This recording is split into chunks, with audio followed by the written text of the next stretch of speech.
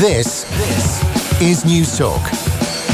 You're welcome back. So 3 games underway in the Premier League, and there is a goal already which we'll get to very shortly in the match between Bournemouth and Burnley. Bournemouth have taken an early 1-0 lead. An own goal by Ashley Barnes at the start of that game has given Bournemouth a 1-0 lead against Burnley. Remember, Burnley started the day 5 points outside the relegation zone, but they play Cardiff City next Saturday, and their last 4 games are all incredibly tough. So Burnley certainly not safe just yet. Scoreless between Huddersfield and Leicester, and at St James's Park, where Newcastle are taking on Crystal Palace. The FA Cup semi-final, the first of them, takes place at 5:30. Manchester City up against Brighton. In the Championship, Norwich City have moved a step closer to return to the Premier League. They've beaten Queen's Park Rangers by 4-0. Second place, Leeds United, just underway against Birmingham City, while Sheffield United in third are taking on playoff-chasing Preston at Deepdale. In the Scottish Premiership, well, a former Preston player, Daryl Horgan, scored twice to win the Edinburgh Derby as Hibs beat Hearts by 2-1. Celtic are just getting underway at home against Livingston. So that is the live football as it stands. We'll be keeping you up to date with all those games between now and 6 o'clock this evening. Reporters at all the big matches as well. And as always, on a Saturday afternoon, Gary Breen is on the line, and Johnny Ward and Kieran Cunningham alongside me in studio this afternoon. How are we going, lads? Good, yeah. All right, very good. What's your national tip, Johnny? Get it out there quickly. It's all anyone cares about. Though you've never backed the winner of the national, so I don't know why we'd listen. Oh, you just answered your question there, haven't you? Yeah. Annabelle Fly. Any insight? He was fourth in the race last year. Did you not tip Annabelle Fly for the Gold Cup? I probably tipped him to run well. He was second in the Gold Cup. Well then. It's not an ideal preparation, because generally for the national, I think you have to be sort of prepared for that race all year, and he wasn't really prepared for the national. He was more prepared for the Gold Cup, because the Gold Cup is basically a race of more prestige, and it's a tougher race. But he ran an absolute blinder. He was second, way clear of third in that race. Barry Garrett, was supposed to ride him. He pretty much broke his leg yesterday. You know, you'd have to wonder, could this be the end for Barry? It's going to be a hell of an ass to come back from this. He's 40 this year, if he hasn't turned 40 already. And it would be a strange story if Mark Walsh were to deputise for him. I think he's around 12 or 14 to 1, but... No value in that. I've made this point before. People really... I've gotten people text me about the Grand National. They should be texting me more about, some rubbish race in Dundalk on a Friday. Base. Absolutely. Because the Grand National is the worst race you can have a bet on. It's just like most people in football bet in the Premier League. You're not going to make money... Essentially, you're not going to make money back in the Premier League, but people just bet for entertainment, and that's why they bet in the National, because it's not a good betting medium. But enjoy it. So I look at the Premier League table right now as it stands. Liverpool 82 points, Manchester City 80 points, which I must say is quite strange, considering I tuned into Off the Ball during the week to see Johnny Ward say Liverpool have bottled it. No, I didn't say that. Liverpool have blown it. I thought that the ascendancy that they had gone into the game in Eastlands, that I still think Man City will win the league, but Liverpool limping over the line in the last 2 games and Salah scoring is going to give them huge self-belief that they might actually be able to do it. And City still do have 2 potential stumbling blocks. Liverpool still are not playing that well, but they've developed a way of winning games when they're not playing that well. Southampton, Spurs gave them a huge help with the second goal at Anfield. Southampton gave them an enormous help with Kamikaze defending from a corner for Salah's goal. Here, come on. How can you have a 2-on-1? How is it Kamikaze defending? You can't. Surely you just have to bow. Firstly, Sadio Mane wins a 50-50 with the desperation of a guy who knows the importance of the game. He shouldn't win that 50-50 as well as he does. You can't have a 2-on-1 like that. Header. But that's what happens. Teams are attacking. They're at home. Southampton want to get a point. You can't blame the defending. Surely you have to just bow down. Okay. And appreciate what any coach listening in who thinks that's the way to defend against Liverpool from your own corner against a team of their counterbacking ability, sure, text in and say that is, and then I will say, yeah, you're right, Nathan. That's Gary. Not how. Is Gary there? There he is. Give us your thoughts. He's stunned into silence by your ridiculous point. Sorry, no, you cut out there. No, listen, in terms of if you're setting your team up defensively from a corner, as Johnny says, you don't expect one of the two to be engaged hunting the ball on the edge of his box. Valerie's shown his inexperience there to do that. But you can't take anything away from the quality. They still got numbers back. They still put pressure on the ball carrier to stop him making the pass, and that's a brilliant finish. As as much as I have a defensive head on most of the time, I couldn't admire that, do anything but admire that goal. That was sensational. It was a glorious finish. And, he had that Salah on the scoring run he has, when he had Firmino as that option, he's like, he really probably should pass the ball, you think? The glory of that finish was like, Salah could finish the league strongly now. Yeah, one of the things that I was thinking about this title race, because to me it's a brilliant title race. Like if you look at the lead, is changing all the time. Like the lead is changing week on week, every few days. But I watched a lot of boxing over the years, and an old saying in boxing is styles make fights. Yeah. And that's one of the things here, like, because City, now you're watching City, and often after 20, 25 minutes, they're playing brilliant football, they would go 2-0 up or something, and you know that the game won. And it's actually very striking. Their latest winner this season has been the 72nd minute for the winner against Liverpool, funnily enough. But Liverpool have more goals in the last 15 minutes than any other team. And now I think it's 20 goals. It's 20 now, That's is it? 20 goals. And a lot of those have been winning goals. So I think, even though there's this thing now, and I was buying into it as well, that Liverpool haven't played well in 2019, but the more you think about it, what they're doing is hugely admirable. Like, some people think it's lucky, but I think they're actually very unlucky in a lot of ways, because they're up against an absolute points machine. And any other season, I think they would be well clear. Like, I think they're going to finish the season with one defeat. I don't think they'll be beaten again. I can't see them drawing a game or two. I do think City will edge it. But I think you made this on Thursday night. People are asking now, has a team ever come second in the league by only losing one game? You were making the point, only 2 teams have ever actually won the league by losing one game or less. Yeah. Which is incredible. And I think it's a long time ago. I think it's over 100 years ago this happened. Like, and Liverpool actually could have the invincible season. Like, it was 11.77 millimetres of a ball against City, that didn't cross the line. So in a way, there's this thing, like even last night, Salah was marginally offside in the build-up to the first goal. But there's decisions, you can pick decisions all the time. Like, Keita was denied a blatant penalty. Against Leicester City, Keita was denied a blatant penalty. At the end of the season, those 2 extra points against Leicester might be the difference. So people can pick things out all the time. I don't buy this thing about luck. Like, if you're talking about luck, Manchester City have got away with flouting the financial fair play rules. To me, that's a bit lucky. Absolutely. Yeah, well, absolutely. And I think as the title race goes on and Liverpool fans grow more frustrated at City not dropping points, we're going to hear more and more about City's financial fair play. Gary, on Liverpool's style of football, because I think that has come up a lot about they're not playing at their best. I do wonder if they're a victim of last season's success, that they were so exciting this time last season, the way they blew Porto, Manchester City away in the Champions League. It was just this blistering, relentless attack. They don't have that this season, but is the key for Liverpool actually what you touched on earlier? They have a control this season. Well, I totally agree with Kieran, and not enough people are recognising this. If they were to play with that style of last year, they wouldn't be title challengers. Don't care what anyone says. That to-in and throw-in, they would have dropped points, they would have conceded goals. That control they have is not as easy on the eye in terms of a basketball style, we attack, you attack.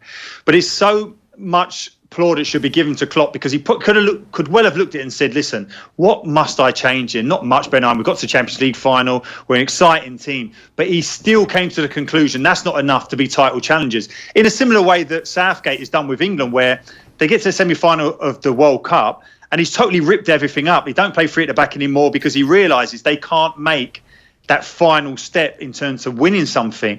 And Klopp, we have to admire his quality as a manager. He's been there and seen it done it in terms of making a title-winning team at Dortmund. So in terms of how they play now, the control that they had, they never had that last year.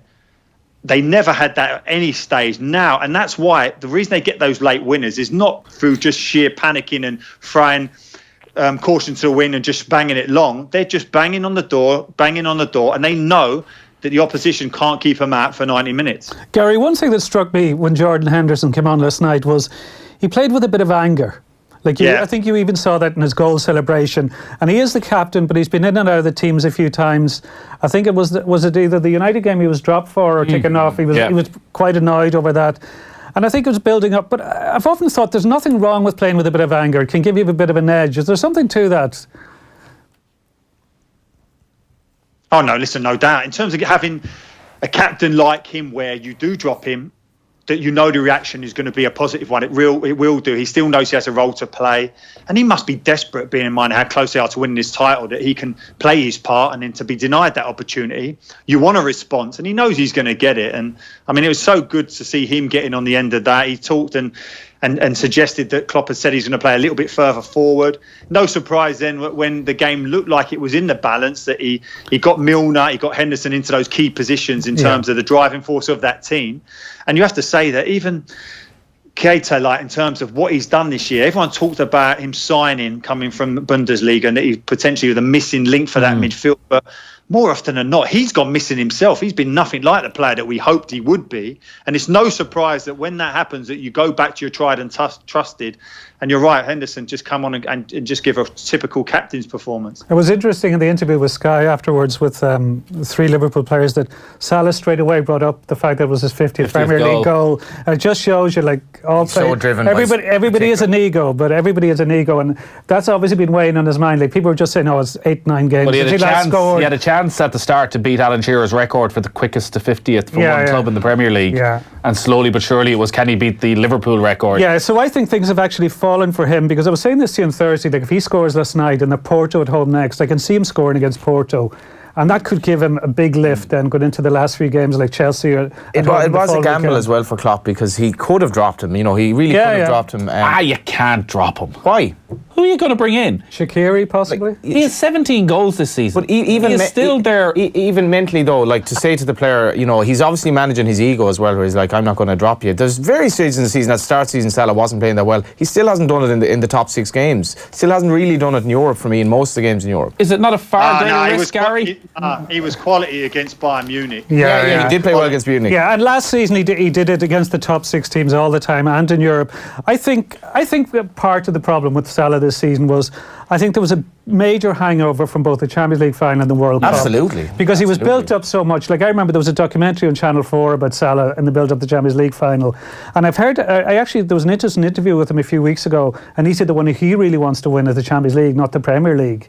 Which is at odds with a lot of other Liverpool fans. But also the expectation on him when Egypt went to the World Cup, and he went injured. He only played fitfully. No break then. And so I think those things psychologically held him back this season. And I think he'd be a better player next season when he gets a decent break over the summer. A reminder that we're live on all our social channels. You can get us Facebook, Twitter and YouTube. You can leave a comment for any of the lads or text us, as always, on 53106. Tom from Slane has texted in to say Liverpool win the title. Bring Johnny back into studio when the league is over. Can't get rid of Johnny from the studio. It's the biggest problem. So don't you worry about that. I really hope they win the league. And I think regardless of what, as Kieran said, that points tally is so good. It's a successful season one way or the other in many ways. You can only get as many points as they've gotten. You can't really dictate what Manchester City do.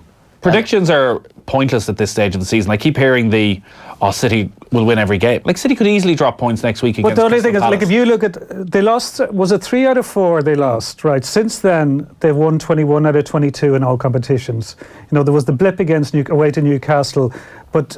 Is there anything in what you're saying, though, that actually Liverpool are more battle-hardened because they've had these tighter, more stressful games? Go with me on this, Gary. Go with me on this. Right. Whereas City, as I say, if they go, and you'll be there at Selhurst Park next week, if they go to Selhurst Park, which, all right, it's an early game on a Sunday, but generally the atmosphere can be pretty hot. Palace nick a goal early on. City haven't found themselves getting out of those situations too often this season. It's not even nick a goal early on. If you hold them to 1 goal and contain them and keep them 1 goal as Newcastle did, you can nick a goal against them. And if you actually worked out the stat, the actual chance of Man City going through the rest of the season unbeaten, it's very much odds against. It's unlikely, definitely unlikely. I want to say it's probably a 30% chance, maybe a 25% chance that they will not win, that they win all their games. Because if you add this up, so Liverpool have a big chance. If Liverpool win all their games, they'll probably win the league. Jamie Carragher took his levels of bias past Nathan Murphy levels last night. That's why no one wants them to win the league, says Ryan and Bray. Well, he set a bar that's going to be hard to hit. Well, if Liverpool scored in the 95th minute against Wolves on the final day of the season, and I stripped off to be just revealing my Liverpool underpants, I still couldn't get near Jamie Carragher's levels this season. I think I actually have to defend Jamie Carragher in this, and I defend Gary Neville on it as well. Like, Jamie Carragher played over 500 games for Liverpool. He never played for any other club. Obviously, he wants Liverpool to win the league. But are you saying he's biased? Like, the amount of times I've heard him make pretty severe criticism of Liverpool since he got that Sky job. The same with Gary Neville with Manchester United. I don't think they're slow in putting the boot into their former club. They both have a huge affection for the former club as well. The other thing was brought up there about why every neutral wants Liverpool to not to win the league. Like Tony Barrett, who used to work for the Times and now works for Liverpool supporter liaison officer. He had a great tweet this morning. He said, nothing is more irrelevant in the title race than what neutrals want. Like, it's about what the supporters of both clubs, City and Liverpool, going for. They don't give a damn what United or Arsenal fans want, or Spurs fans. I think you've got to warm to this Liverpool team as well, and the fact that within the horrible world of Premier League finances, they've done it fairly prudently. You know, They've the highest wage bill. Yeah, but they've sold, we'll say, they got all that money for 40 million to agents, yeah. Liverpool, they're not the worst in terms of what Man City are. The big thing Liverpool have in their favour is that Man City have to play two of the top 6 teams who very much have something to play for. If that was decided and they were playing against teams who are going through the motions, it's definitely a help that Man City will be playing teams that have a lot to play for. The only thing, I was thinking that for a while, but then United, the last few times I watched United, I thought they were pretty poor. They still have an awful lot to play for. Yeah, they do, but they haven't been going well. And Spurs have just been...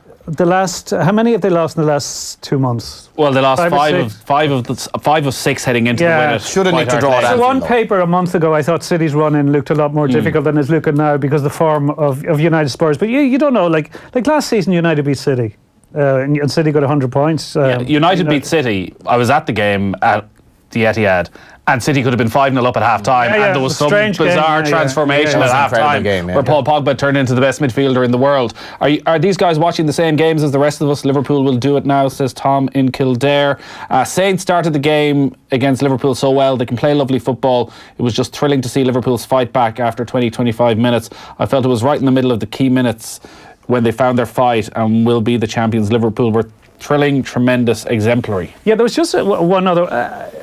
after games, when managers speak, I think too much is often read into what they say because stuff has been sprung on them. They haven't had time to digest everything and the motion calm down.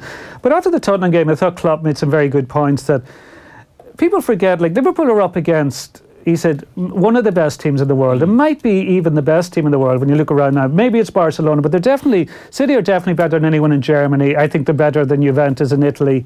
I think they're better in PSG. And he said, as well as that, we're up against Tottenham today, who are an elite team, a top team as well. And Tottenham have beaten Real Madrid in the Champions League the last 2 years, beat Borussia Dortmund when they're top of the Bundesliga this season.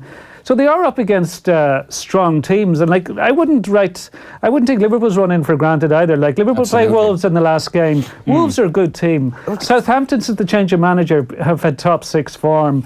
But even Kieran, you look at the results. We say they drew against Leicester, they drew against West Ham, they stumbled over the line against Fulham. They stumbled over the line a little bit last night, where it looked against sort of average enough teams. They're actually not really all that convincing. So totally wouldn't take it for granted. No, but that's the nature of a title race. The pressure is on them. That's why. City have just far more quality. Like, if you're looking who's got the most quality, City have it. Like, I think that's why I'd give them the edge, and that's why they're not defensively. Liverpool are better. They get through games easy. Yeah, definitely. The difference Alisson is making is just absolutely incredible, and just because the defence know that they've somebody they can trust. To me, that's the biggest difference in last season. The back four and Alisson is a different prospect. Yeah, we'll come back to Liverpool and City in the title race in a moment, but there's been a lot going on at the Vitality Stadium where Bournemouth had taken an early lead against Burnley. Let's see what's going on now with Alan Lewis. Bournemouth 1, Burnley 2, and Burnley have turned this game on its head inside 3 first half minutes, and Ashley Westwood has put Burnley in the lead. A ball from the left-hand side fell nicely to him on the edge of the penalty area, and he side-footed the ball home. Bournemouth 1, Burnley 2. Yeah, quite a turnaround there, and could be a huge day for Sean Dyche's Burnley. They lead 2-1 at the Vitality Stadium. Still scoreless in the game between Newcastle and Crystal Palace. I think there's a goal coming in from the match between Huddersfield and Leicester. We'll get to that. In the Championship, it's 1-1 between Sheffield Wednesday and Aston Villa. Reading 1-0 up away against Hull. Rotherham 1-0 up against Nottingham Forest. Derby 1-0 up against Brentford. And Stoke have taken the lead against Blackburn, but no goals between Birmingham and Leeds United, who are second, or between Preston and Sheffield United, who are third. And in the Scottish Premiership, as we said, good day for Darrell Horgan. Brace for him in the Edinburgh Derby to give Hibs a 2-1 win at Hearts. It's still scoreless between Celtic and Livingston. You touched on the financial aspect of this, and the story came out this week, Gary, of Liverpool paying agents €51 million over 2 transfer windows this season, which considering they didn't buy a player in the second transfer window, is pretty stark. There is another side of this which hasn't really been touched upon, which is the way agents now work. The clubs pay agents also to move players on, and something Liverpool have done brilliantly is get top dollar for players who were on the fringes of the first team. Dominic Solanke, they got £19 million, selling him to Bournemouth. Danny Ward, the goalkeeper, went to Leicester for £12.5 million. Obviously, they sold the likes of Mamadou Sakho for over £25 million. So, whereas it seems like they're sort of been hung out to dry by agents, maybe it's not that clear-cut, or am I being a bit generous there? Well, listen, in terms of the money that's involved, it's obscene, really, isn't it? But that just shows you the financial muscle of the Premier League. The problem you have is that if you don't get these agents on side, how powerful they are, you probably will miss out on players, and you have to try and use it to your advantage. You're quite right that they're now brokers more than anything, in terms of you go to them and say, listen, is there any potential suitors for these guys who are not contributing to our first team squad? Want to get them off the wage bill? You can't be seen certainly to ring other clubs yourself. You have to have a broker. So, listen, I'm not surprised, but they're mouth-watering, their eyes-watering sums, really, in terms of what they're using. Mouth-watering if you're an agent, I think. Most definitely. Exactly. What was your interaction with agents like during your career? As many players will probably say, as a young one, not particularly good, because you're not strong enough to see through them as such. But then in my later years, I've got a guy who I trusted implicitly and done a good job for me as such. But even the word agent, you hate to use that, really, don't you? You'd rather say representative, lawyer, something like that. But I know they effectively all do the same job, but agents does have a bit of a negative connotation. Yeah, because we were talking about this the other night. Like, I've often wondered, Gary, like why, like a lot of the roles of an agent, a good solicitor could perform. Yeah, and that's exactly. and that's what Michael Kennedy did with Roy Keane, Niall Quinn. Thinking did he have a couple other Irish players? I can't remember. David O'Leary, and David Connolly had. David Connolly, that's right. Yeah, did he have Gary Kelly? I can't remember. Offhand. Yeah, but he did well for himself. Yeah, he did. But apparently, Michael, like back in the day, I read this anyway, that he only wanted tickets. He didn't want payment. Yeah. I don't know if that's true. Is that exactly, true? Nathan? You said straight away you would have done great out of them players, and that would have been a natural assumption. But for Michael, in terms of talking to those lads, the thrill for him was taking on the clubs and negotiating. They never felt that they had to give him, the kind of stereotype 10% of your contract. There's none of that. Yeah, I think if you did a proper 2-hour-long documentary into the world of agents in general across the football family, it would put people off football for life, literally. Well, we touched on that again Thursday of the Emiliano Sala transfer. One of the things that's come out of it is the sheer amount of agents who are involved in every deal. That it's not one or two. Sometimes you have 3 or 4, and you hear evidence from former players that the deal is done, and another agent rocks in the door at the last minute and says 6-figure, or else this deal doesn't go through. Are agents making football better? Are they doing anything positive for the game? What do you think, Gary? Well, listen, it's just, you can't say it as a kind of a blanket statement, but no, I would say no, not particularly. I see a lot of agents who are just there to polish the apple, don't put any real influence into the player. I've seen it so often as a captain of the majority of the clubs I played for, these young players who suddenly get in the first team, suddenly this agent turns up. And it's not a desire to make the best move for him, it's just to make the most money for that deal, and which the majority, or certainly the priority, would be what the agent gets as opposed to whether or not it's a good deal for the player. Yeah, and there's also, when an agent is a relationship that's too close with a club or a manager, it often raises a problem. Like, go back, I can't remember his name. Remember there was a kid from Portugal that joined United under Ferguson, and it turned out like he was a really poor player. He had no track record, and at the time I think it was about 12 million. Bebe. Yeah, call. but like back in the day, nobody could figure out why they bought this guy. But no, There's a these League fall of down to relationships with agents and the agents they have with the club. And There's a League of Ireland Where is case. Bebe now, I hear you ask? Bebe has just turned 28, and Bebe is at Rayo Vallecano. There you are. right, okay. So Is he playing? Is he getting his game? He's getting his game at Rayo Vallecano. He went on loan after Manchester United. He went to Besiktas on loan. Then he went back to Benfica, where it didn't really happen for him. Spent a season on loan at Rayo Vallecano, where he got his game. Then went to Eibar, and he's had 3 different spells at Rayo Vallecano. Right. So he's carved out a little career for himself. There's a story this season of a fairly promising League of Ireland player who could potentially get a move to England, who's basically ditched one agent and gone to another, and the other agent is quite clearly attached to the club he's playing for. So it's like it's so murky, and the amount of dodgy transfers that happen in a circuitous route to basically suit the agent. I don't think they're necessarily dodgy transfers. There are lots of players join. So if a player joins a club who his agent is closely associated with, it's because he feels it's in his best interest that actually he's there, he'll be around. There's so much crap going on that has nothing to do with that. It's to do with the agent basically profited from a club doing a kind of a little merry-go-round. Our player does go But join isn't the that club. how these deals work? Is that's how the agent is making their money? It's no longer, as Gary said, it's no longer your Mr. 10% of the deal. Yeah, but it's so you will get money from the selling club. Exactly. Yeah. So who want to get the best price for their player. Yeah.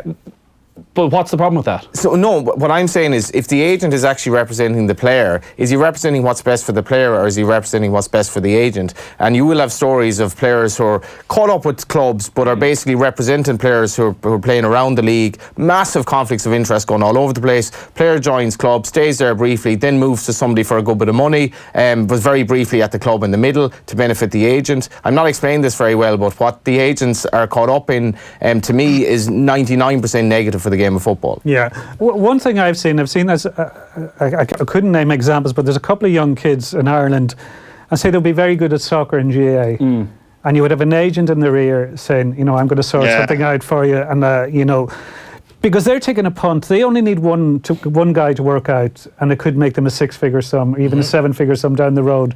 So they're in somebody's ear, making promises to them and to their parents that probably they won't be able to back up.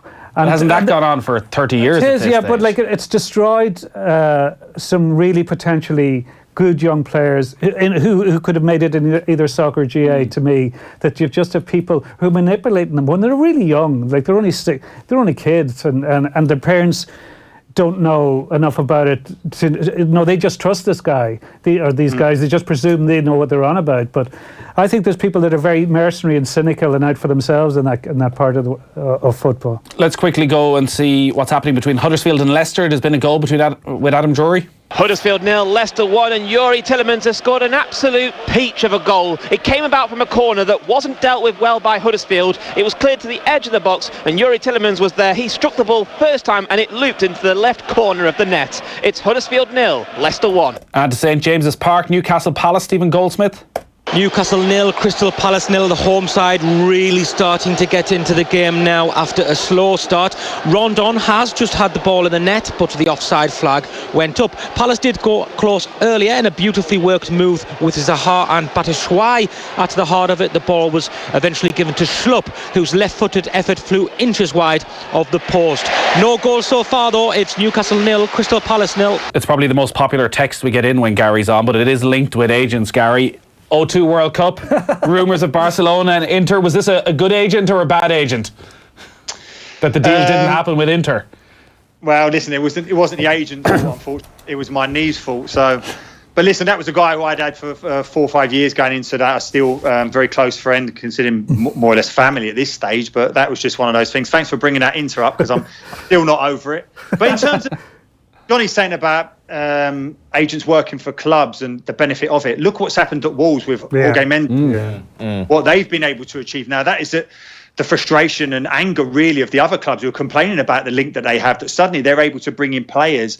Bearing in mind, a championship club has players like Neves coming out of the Portuguese teams, coming Champions League football. That would never have been seen. And that just shows you the benefit of it. And as you said, other clubs are quickly cottoning on and saying, listen, this isn't fair. But what have they done wrong? You need to keep reminding yourself every time you look at Wolves and their attractive style of play. Yeah. This is not a fairy tale. This is not the romantic story that they're trying to sell here. We're going to go to ads. Before we do, it is FA Cup semi-final day, and there was a time, probably we're all of a similar stage, that FA Cup semi-final was I'm being kind to you there, Kieran. Thanks. That FA Cup semi-final day was one of the few days of the year we actually got to see some live football. So we were talking out in the office about best FA Cup semi-finals, and have there actually been any since they all went to Wembley. So we want your thoughts on ones that maybe you remember that we've forgotten about. We'll give you some of the obvious ones, and the one that's always, I think, voted as the best FA Cup semi-final, 1999, Ryan Giggs. A rather weary one from Vieira.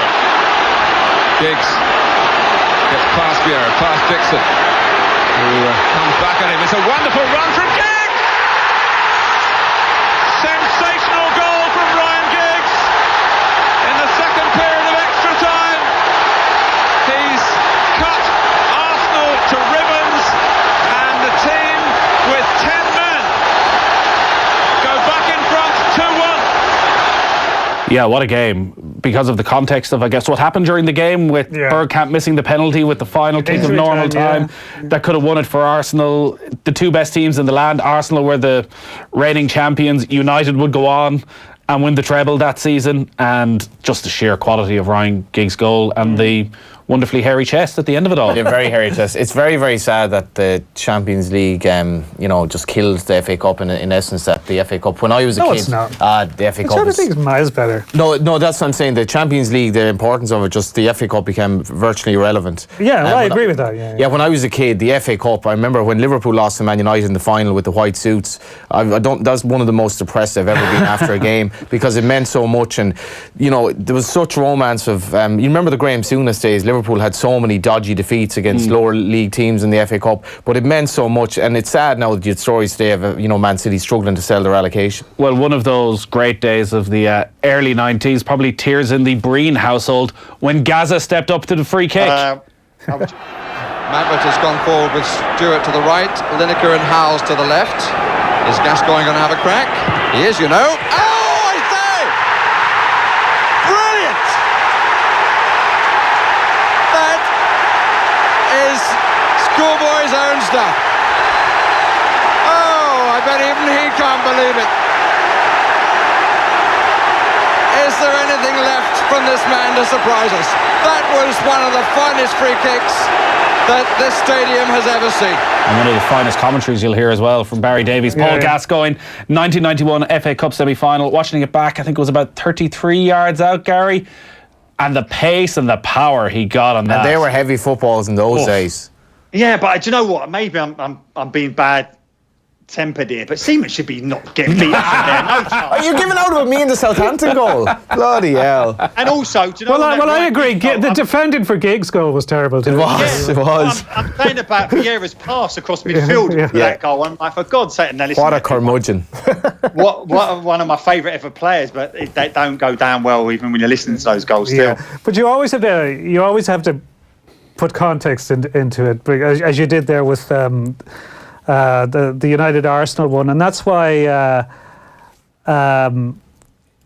you think back to the 1990, the Liverpool Crystal Palace, the 4-3. Let's think back to Liverpool. Okay. Let's hear it. Rush going to the left now. Onside, Ian Rush. Liverpool take the lead, and Ian Rush, the ace goal scorer, once again makes it look so easy. Well, let's see what Palace can do about it now in the second half as they attack the Holt end here at Villa Park. John Pemberton, a lovely run early on. And a chance for Barber and Venison. And it's a shot. And it's there by Bright. It's Mark Bright straight from the kickoff. After John Solako's shot didn't quite get there, Bright certainly did. And Palace are level. What a dramatic start to the second half. And Liverpool are stunned. Andy Gray has placed the ball. That's his cross. And Bright's there. O'Reilly's there! And Palace! Are they in front? Yes, they are! Staunton to Venison. Right across the goal. McMahon! Oh, it's there! It's 2-2! Steve McMahon! Oh, look at this. Staunton! Penalty! Pemberton on Staunton! Pemberton. Barnes scores. The goalkeeper went the right way, but the kick was true in the corner. And Liverpool lead by 3 goals to 2. And from being 2-1 up, Palace are suddenly jumped on their backsides and can't really believe what's happened to them. Most of all, Pemberton. Thomas, and Bright's in there. And Thomas, Staunton, Gray, 3-3. Andy Gray for Palace, they're back in it. And Liverpool's defence all over the place. Thorne flicked it on, and it's gone in. Pardew, 4-3 Palace. Yeah, because just to mention the context, that season Liverpool had beaten Crystal Palace 9-0. So this was seen as going to be a pushover. Like I remember, I was living in Italy at the time. I was teaching in Bologna. Wow. And I was actually moving back, and it was it's a brilliant city. But it was the last night. I watched it the night before I flew back to Ireland, and I had a friend over there who was a huge Juventus fan, and he hated Liverpool because of Heysel Stadium. And How old did you watch it actually? Did they show it in Italy at the time? Yeah, they used to show English football, So I remember just being in shock because like this was just coming to the end of the era where Liverpool had been utterly dominant. So you just expected Liverpool to win games all the time. And things changed, I think, over a couple of things between the Wimbledon defeat, that defeat to Palace, and Hillsborough.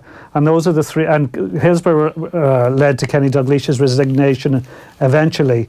And I think that's what knocked Liverpool off their perch as much as anything, that they found it really hard to recover from that. And it's taken nearly 30 years. In terms of what's happened in English football over the last 30 years, is it too much to say that 1990 FA Cup semi-final weekend would define what happened over the next 30 years, with Manchester United getting the win about against Oldham, which leads them on to beating Palace in the cup final, which keeps Alex Ferguson in his job, which goes on to see them being the dominant force in English football. If you're talking about sliding doors moments, which we sometimes bring up, like that's that would actually be an interesting little documentary. If you go like, what if Liverpool had held on to win, if United had lost and Ferguson was out the door, which he probably would have been if they hadn't won the cup that season. So who the hell knows what would happen? Like there's so many things like that, but it shows as well. Like I'm struggling when we mentioned this earlier. Like we'll be looking back at great FA Cup semi-finals. I actually struggle to remember the recent ones. Well, you struggle to remember the recent finals. Therein lies the also, I'm not a climate change denier, but the weather definitely always seemed to be better back then. All those FA Cup semi-finals were glorious days. And I know the Arsenal's Tottenham one was at Wembley. It was the first one at Wembley, but I think moving them to Wembley was a mistake. That it's just, it's not as special now going to the final because Wembley was unique. That was the big day out, only for finals. But now, where was that Palace game? Was that a neutral venue? Was that Villa Park? Villa Park, I presume it was a neutral venue. The other thing you miss is the epic drawn-out sagas. Like 1980, Liverpool and Arsenal had 4 games in the cup semi-final. Wow. And it affected West Ham. West Ham who were in the second division at the time, ended up winning the final. And Terry Neal, Arsenal manager, said they were completely drained after the 4 games with Liverpool, and that was Liverpool at their peak under Bob Paisley. So, any other semi-finals that stand out, Gary? Listen, in terms of playing, I only played in one myself and we lost it, so I tried to kind of glaze over that one a little bit. But listen, FA Cup finals, I agree there with Kieran. Something was taken away from the fact that you were playing for that opportunity, that once in a lifetime at times, to play at Wembley. And then when I think they have diluted it by playing it at the Wembley Stadium. I know that's a financial issue as such, but it has taken a gloss off it. We were running a Twitter poll all afternoon to see what you thought was the best of the FA Cup semi-finals. 68% say Manchester United against Arsenal in 1999. 21% went for Liverpool against Palace. Just the 9% for Gaza, and that North London derby for Spurs victory. You can leave a comment on our Facebook page, our Twitter page, or text us 53106 your FA Cup semi-final memories. We're going to take a quick break. The latest scores in the Premier League: Burnley come from behind to lead Bournemouth 2-1 at the Vitality Stadium. Leicester 1-0 up away from home against already relegated Huddersfield, and it's still scoreless at St James's Park between Newcastle and Palace. All those games heading towards half-time. Off the ball on News Talk. 100 Days of Walking. Wednesday, April 10th isn't just any old day, it's our 100th day of walking. So let's come together and walk together at Herbert Park in Dublin and celebrate making it to our goal. We'll have goodies for everyone who comes along, and some of the News Talk gang will be there too. Register now at newstalk.com/events and join us for day 100 on Wednesday, April 10th at 6 p.m. 100 Days of Walking on Lunchtime Live. Register now at newstalk.com/events. It can take just seconds to lose everyone you love. Seconds to see your life destroyed before your eyes. Hannah had a home and family once, but it was ripped away from her. No time to escape, no time to hide. The war in Syria taking everything away from her. But this Lent you can help change the life of Syrians like Hannah. Donate now on trocra.org or call 1-850-408-408. Trocra, until love conquers fear. Design the heart of your home with Homebase. We've got the entire range of Homebase kitchen doors and drawer fronts now half price, plus an extra 10% off the entire kitchen and appliances too. Make your dream kitchen a reality at Homebase. Excludes cabinets, trims, end panels, handles and internal accessories. Offer ends 14th of May. Not happy with your horse in the Grand National Office Sweepstake? Top tip, QuinBet has you covered right through the festival and beyond, with a huge selection of markets on horse racing plus all your favourite sports. And now with live casino and Irish lottery betting. You can find us on mobile, app and PC. QuinBet.com. T's and C's apply. Gamble responsibly. Visit gambleaware.ie. 3.5 billion euros. That's how much fraud and cybercrime is costing Irish business and the state every year.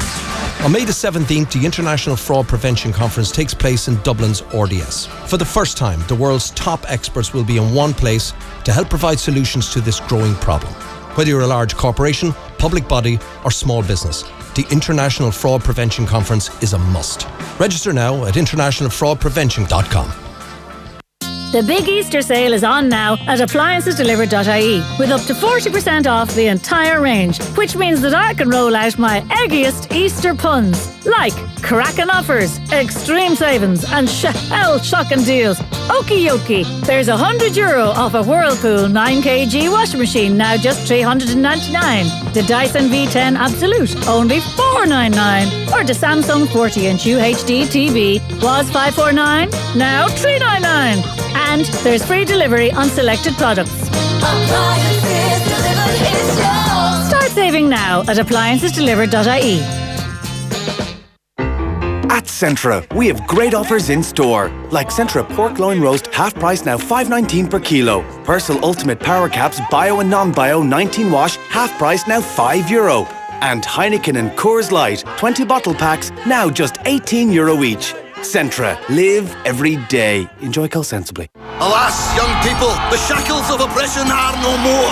Freedom is now your divine right. Grasp it and go forth on the highways and byways of the world and taste true liberation. Without the dramatics, it simply means that if you are a young driver, AIG Insurance can provide you with cheaper car insurance. AIG Box Clever rewards safe young drivers with the help of telematics technology. The results? Big savings. For a quote, search AIG Box Clever and taste real freedom. Hail to our liberators! Thank you, AIG will do. Normal underwriting acceptance criteria apply. AIG Europe SA is authorised and supervised in Luxembourg by the Minister of Finance and the Commission of Insurance and is regulated by the Central Bank of Ireland for conduct of business rules. The sounds of laughter, the words of a friend, your favourite song. Sounds mean so much to us, and our world grows smaller if we suffer from hearing loss. At Hidden Hearing, you can trust our expert audiologists to help, with a no-quibble 90-day money-back guarantee to ensure peace of mind. Visit www.hiddenhearing.ie or call 1850 21 44 88. Hidden Hearing. Life is worth hearing. Take steps to improve the energy efficiency of your home. Retrofit Low E+2 heat-retaining glass from Energlaze into your existing frames. For greater comfort and lower heating bills, every upgrade you make makes a difference. See energlaze.ie. Off the ball. This is News Talk. Not good news for Leeds United fans. 1-0 down at half-time away against Birmingham City. So as it stands, Sheffield United will leapfrog them into second because David McGoldrick has put Sheffield United 1-0 up against Preston in a game that has 6 Irish players on the pitch. Here's one now, obviously with the Sheffield United Irish influence. Do Irish people want Leeds to get back to the Premier League more, or Sheffield United, just because it's Leeds and there's a kind of a graw for them just coming back, and Bielsa and the fact that they've been out for so long, they're such a big club? Or do we look towards obviously the big Sheffield United Irish? There's a lot of Leeds fans here. A lot of them would be fairly ancient. But, Did they not get a second wave of the around the early noughties? They might have, and also their kids. Like, a lot of people support who their parents supported, but I would say Leeds still have a significant support here. The Premier League would be a better place if they were back. Gary, if Sheffield United get promoted, do you think John Egan, Enda Stevens, Dave McGoldrick all have the quality to stay in the Sheffield United side, even with some investment coming? Sorry, I didn't hear that all, but I think you're saying about John Egan and Enda Stevens, can they cope in the Premier League? Well, listen, that remains to be seen. But then you could quite easily have said that about Matt Doherty. Even Doherty, after that first game that he played in the Premier League, he thought, oh, this is too quick for me. This league's going to be a real challenge. So it's so difficult to predict. I think if you're in a good team structure more than anything else, you know your role. You know how you're to influence the team, then you can do it. And I think the very fact that they've worked under Wilder for so long, they know exactly what is required, and that they've excelled this season. There's no doubt they've been brilliant performers for Sheffield United. Suggests that yes, they can do it. Listen, it'd be a massive task for Sheffield United to cope with the massive golfing quality of the Premier League, but I wouldn't have any doubts about their physicality being able to cope with it. It's just whether or not they can cope with the pace of the game. Yeah, I'd always be wary of, this has often happened that a club gets promoted and a couple of Irish players, we wonder how they'll get on, and it ends up then they buy 5 or 6 players in the summer. Either the Irish players sent out, is sold on, or is not getting this game. So you just never really know until the dust settles in July, August, who's actually going to be playing. So. That's a fascinating game as well. Maguire would seem to be playing up top on his own. Alan Brown is off him. Callum Robinson sort of in one of the 3, and then you've all the Sheffield United Irish lads. So it's a fascinating game if you're in detail today. Did you see Seamus Coleman got nominated for Premier League Player of the Month, Johnny? Did he? His did. form has been good, and his nutmeg of rice. One of 6 players to be nominated. In fairness, he has picked up. He made an interesting point there that every time of a bad game, people blame the broken leg. I guess my point is that Seamus Coleman, he's 30 now, and his leg break, I can't physically see how he would have the pace he had, and I think pace was hugely significant for his game because of that attacking dynamism that he had. But you know, do you go along with that, Gary? That pace was that integral to everything Coleman did? Well, it's a major part of his game, but I would argue I don't see how a leg break has a negative effect on your pace. It's not like a hamstring injury. It's not like an Achilles injury. Those are types that have a real negative influence on your pace. I just think you're quite right, and I think Seamus, common sense does prevail, and he's quite honest at times that sometimes you're not in good form. Simple as that. Everton are in better form as well, and I think that's helping. But well, listen, they are. Bearing in mind, I know, Nate, you said you're going to do that game tomorrow. The very fact they've got 4 clean sheets in 5 games for an Everton defence who look woeful at times. Silva just cannot get them organised defensively. Set pieces, they've been shocking. So that's a massive turnaround. There's no doubt what a class act he is as well. Like the Sean Cox fundraiser, he's been helping that. I know that probably very small sections of the Liverpool sports had a sickening chant about his leg break, which you may call football banter, but he was subjected to that as an Everton player, and he's obviously much bigger than that, and he's supporting the Sean Cox story as well. Yeah, twice I think he's made a couple of €5,000 donations, and even when he made the first of those donations, actually, he saw Jurgen Klopp made a donation and he matched it. Yeah. And there was a bit of, why is the Everton captain supporting this? Yeah, but again, it's a couple of idiots, so we shouldn't overplay it. But again, he met the Sean Cox's family during the last international break, and we should remind everybody there's still tickets available. The game, Liverpool Legends against the Irish Legends. Kilban is playing.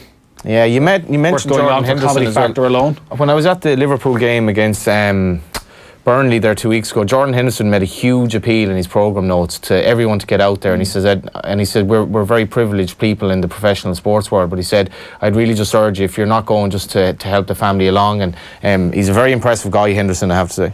If the cap fits won the tightest of finishes to win the Ryanair Stairs Hurdle at Aintree. Apple's Jade was beaten. Yeah, not all that surprised she was beaten after her performance at Cheltenham, but she bashed into the last hurdle, which didn't help her, and she doesn't seem to have any excuses really. If they gave a Champions League spot to the winners of the FA Cup and only 3 in the league got their spots, it would make the league and the FA Cup better. But that would be mad. But that would be mad. So, like, if you look at City's run in the FA Cup, like, it's been very kind. So, you know, you could get to an FA Cup final playing 2 or 3 lower division teams and a few bottom rung Premier League teams and win it. Like, so playing 5 or 6 games. I don't think. How would it be fair to give that a Champions League spot to somebody who's accumulated maybe nearly 80 points over a 38-game season? Well, it doesn't make sense. Well, why is it called the Champions League though? What's champion about finishing 3rd and 4th? How is that champions? Tell me that. Because they're the 4 best teams. So the champions, would Dundalk not be more of a champions than the team? No, I think you're reading too much into a team. That's just branding. But I think in terms of the rules, you can't do it anyway. As far as I know, no country is able to bring in. It has to be on league position. Gary, like, it's never going to happen, I guess. But do you think it would be a good thing, or is there that sort of more lottery type element to a cup competition rather than what we have this season, which is 4? It seems pretty good teams battling for 2 places for 3rd and 4th. Listen, you can get to semi-finals with a favourable draw, as Kieran said there. You assume you hadn't really played anyone, but in terms of protecting those Champions League places, we're seeing now that the biggest clubs in Europe's trying to make it a closed shop even. The very fact that the likes of Serie A, La Liga, even Dutch Eredivisie, the Bundesliga, probably looking at the financial muscle of the Premier League and thinking we need some of that. We're not making as much money, so they'll try and do everything they can to possibly get hold of some of the money that's been floating around the Premier League. Lads, City not selling out their semi-final allocation has little to do with the falling status of the FA Cup. They just don't have a huge fan base, albeit a loyal one. Often got 25,000 plus in the 3rd tier. They don't sell out many home league games or European games. I got to agree with this. City've been getting all sorts of stick over the past few weeks about the Etihad Stadium not being full. Yeah. Doesn't matter. They don't have as you said, Scandinavian supporters flying in by the 1,000 every weekend. Yeah. They have their pretty much hardcore. It's probably growing slightly year by year because of the success they're having. But aside from that, it's a hardcore base who've been there with them throughout. Also, what's the capacity? At the Etihad, I think they put it up recently to 54,000. 54, is it? Okay, I thought it was a bit more than that. They might have gone up to 60 when they did because you forget that they weren't that big a club until the last few years. You know, for all our years following football, they were never really. Well, their support was always pretty much locally based. Yeah, so, like, they were a big club. They got good crowds, but like they never had. Like, Old Trafford and Anfield are always full of day trippers, you know, like from Ireland, from Scandinavia, from Asia, and they've big local sports as well. But like, you know, City have never had that global reach, so I would cut them a bit. There's a lot of things that wouldn't cut slack. Give City slack on, but I'll cut them slack on this. I think. It's asking a lot of local people. A lot of people would be pretty cash-strapped and expect them to go to games week after week, especially when you're competing in 4 competitions. Hell of a lot of games. The issue of the tickets as well. Like, it's so fascinating what's happening in Liverpool now, particularly how tickets basically move. And I remember talking to a taxi driver in Liverpool. He's like, "You have a much better chance of getting a ticket for a Liverpool game if you live in London than you do in Liverpool."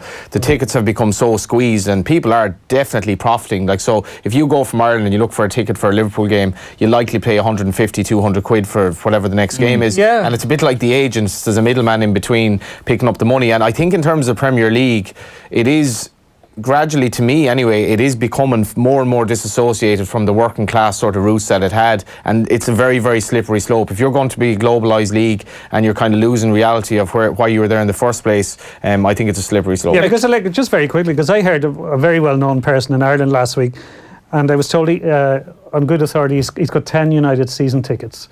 And there's a lot of well-off people like that. I'm just wondering who he is now. Well, who could you be hanging around with? Will you even tell me off air, will you? I'll tell you off air, but you probably say it. You'd probably say it on there. I was just going to warn you. Don't tell him off air. He'll accidentally let it slip. But what I mean is there are a lot of well-off people like that who would How well-off is this person? I'll tell you. Is this person a multi-billionaire, or are they just doing all right for themselves?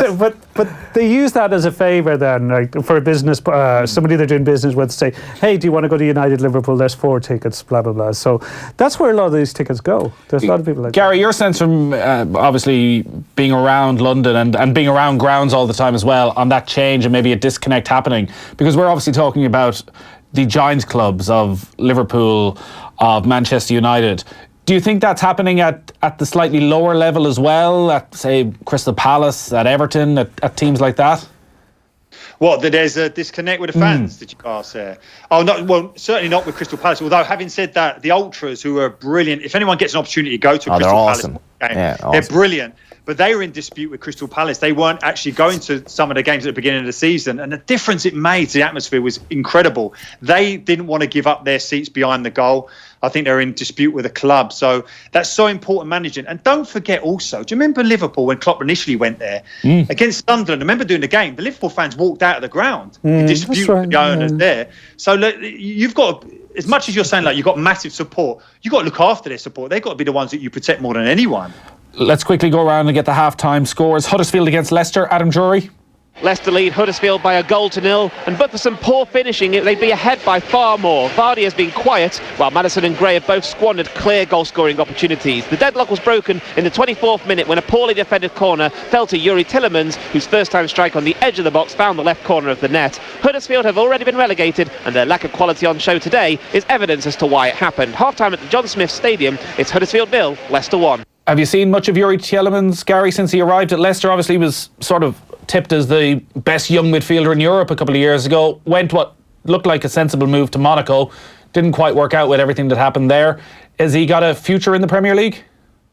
I certainly believe he enjoys playing there. Whether it's at Leicester remains to be seen. But I think with the performances he's been given, I have been impressed with him. Yeah, I think it was a coup that they actually got him in there. That shows you Claude Puel's pull again. I know people didn't particularly like him, a dour manager, but he was able to get these young players and develop them. He's done it throughout his career, done it at Southampton to a certain degree, certainly did it in France. And I thought he'd do it at Leicester.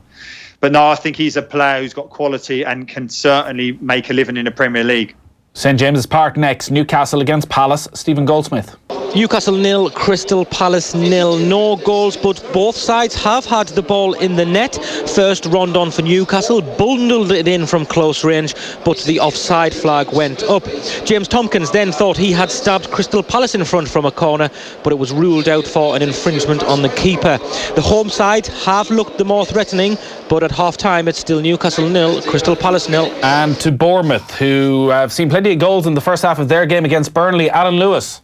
Bournemouth 1, Burnley 2. Burnley inching closer to Premier League survival. They fell behind early on. Ashley Barnes heading into his own net, but 2 goals in 2 minutes turned the game on its head. First, Chris Wood headed home from a corner after Asmir Begovic had misjudged the flight of the ball from a corner, and then Ashley Westwood putting Burnley in front with a neat finish from 18 yards out. Callum Wilson missed a really good chance to equalise. As it stands, Burnley will move 8 points clear of Cardiff and the Premier League relegation zone. Bournemouth 1, Burnley 2. €10 of Johnny Ward's money going into the off-the-ball swear jar because he's done it. He just mentioned Declan Rice.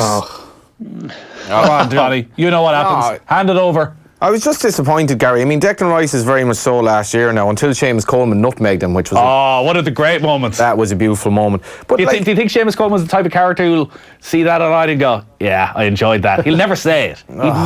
He's too much of a pro to say it professionally. He got to enjoy that. Of course he enjoyed it. But I was just watching Football Focus there, he got a fairly fawning interview on it, but just this Pascal Van to do that, funnily enough. Yeah. That would have been brilliant. But let me at him. But he's just like, who was your hero growing up? And he's like, well, it's got to be John Terry, essentially like England captain. I'm just like, why didn't we hear this over the last 2 years? Listen, I'm not his greatest fan now by any stretch of imagination, but John Terry has been in his ear. He's a mentor to him. He's been there since Chelsea, looked after him when he got released, and he's been the guy that he's gone to as a soundboard. So there's a consistency there. But I agree with you there, Johnny. Every time I'm listening to him now talking about England, it's the same rhetoric we heard. I dreamed about playing for Ireland. It's a dream come true. I'm so proud. He's only got one script, and he just changes from England to Ireland. It's so frustrating. Yeah, I was just wondering. It had gone so well. It had gone so well all afternoon. I thought Gary was going to leave us in a good mood, and not even ruined this Saturday evening. When Shane Long scored last night, himself and Nathan Redmond embraced very quickly after. I'm just wondering, is there anything going to happen there at all? Listen, Gary, we'll let you go. Thank you. Thanks for joining us. Bye, Gary. On that note, just later, lads. cranking it up a little bit there.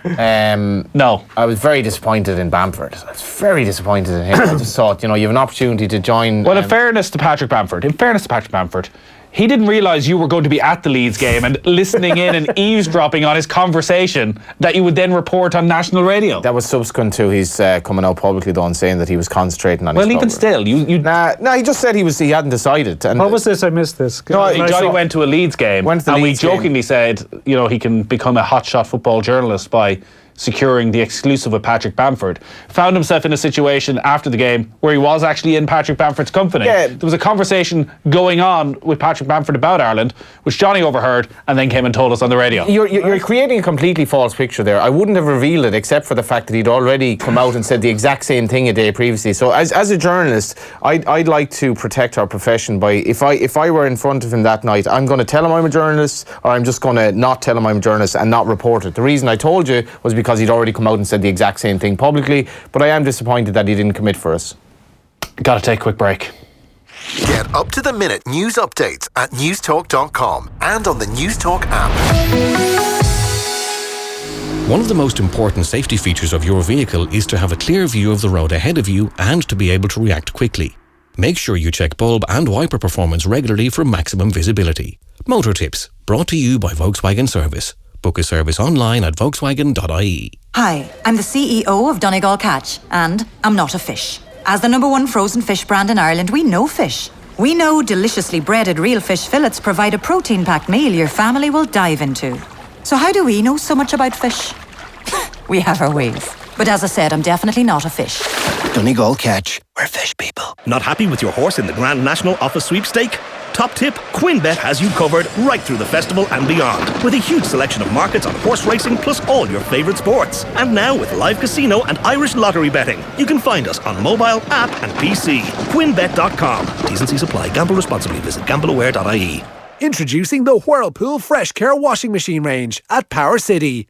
Whirlpool Fresh Care keeps your fabrics fresh for up to 6 hours after the cycle is finished. Now available in-store or online at Power City. I was never happy with my teeth.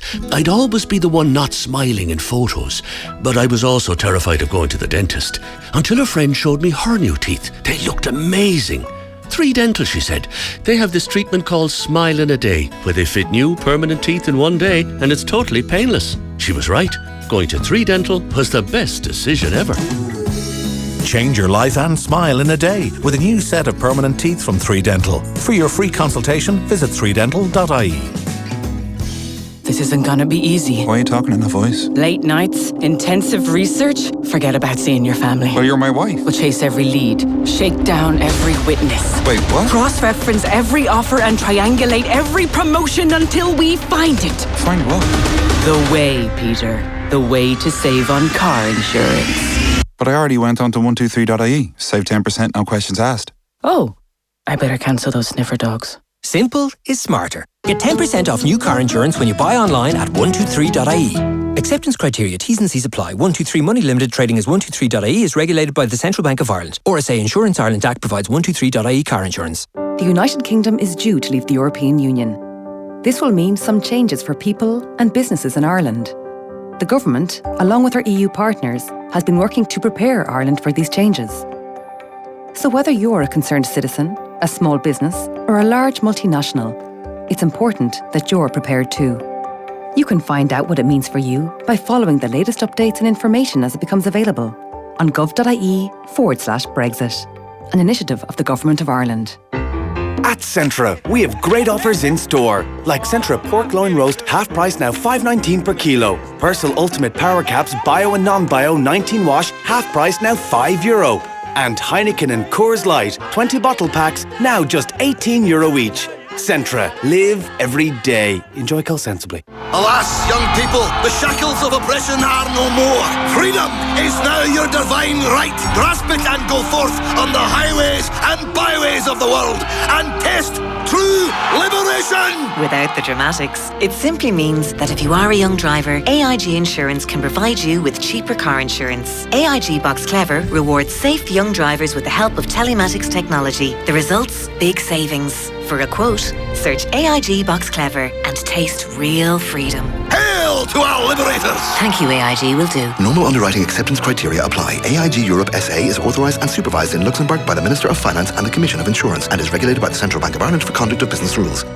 FBD Hotels and Resorts present our newest edition, the Heritage Hotel and Spa in Killinard. The perfect location for your next conference or event. Situated between Kildare Village, the Curragh and Portlaoise, it's easily accessible from just about everywhere. Less than an hour from Dublin, just off the M7 motorway at Junction 15. Make an inquiry today and learn about our exciting refurbishment. The Heritage Hotel and Spa, a venue reborn. Discover more at theheritage.com. Whether you're extending, building or replacing your windows and doors, choosing the right company is vital. Since 1985, Senator Windows have been designing and crafting bespoke windows and doors at our state-of-the-art manufacturing facility in Wexford Town. Your local Senator Window dealer has the experience and expertise to help you select the ideal Senator products in your choice of colours and styles. Find your nearest Senator Windows dealer at senatorwindows.ie.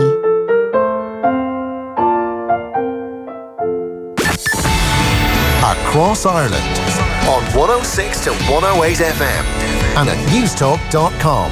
This is News Talk. It's 4 o'clock. Good afternoon. I'm Adrian Harmon. Up to 400 protesters have marched through Cork City this afternoon, calling on the government to do more to tackle the homeless crisis. A number of different groups gathered at Grand Parade, where they highlighted concerns with evictions, high rents and the numbers homeless, which now stands at over 10,000. President of Cork Council of Trade Unions, Barry Murphy, says a whole generation is affected. We'll be, encouraging all our members to use their vote to send a very strong message to government. We're not going to accept the status quo anymore. Everyone is suffering. Workers, unemployed people, ill people, people in direct provision. There's a generation lost. 1 in 3 disqualified drivers had their bans overturned when they appealed them last year. The figures obtained by independent TD Tommy Breen showed that 531 people had their sentences completely overturned.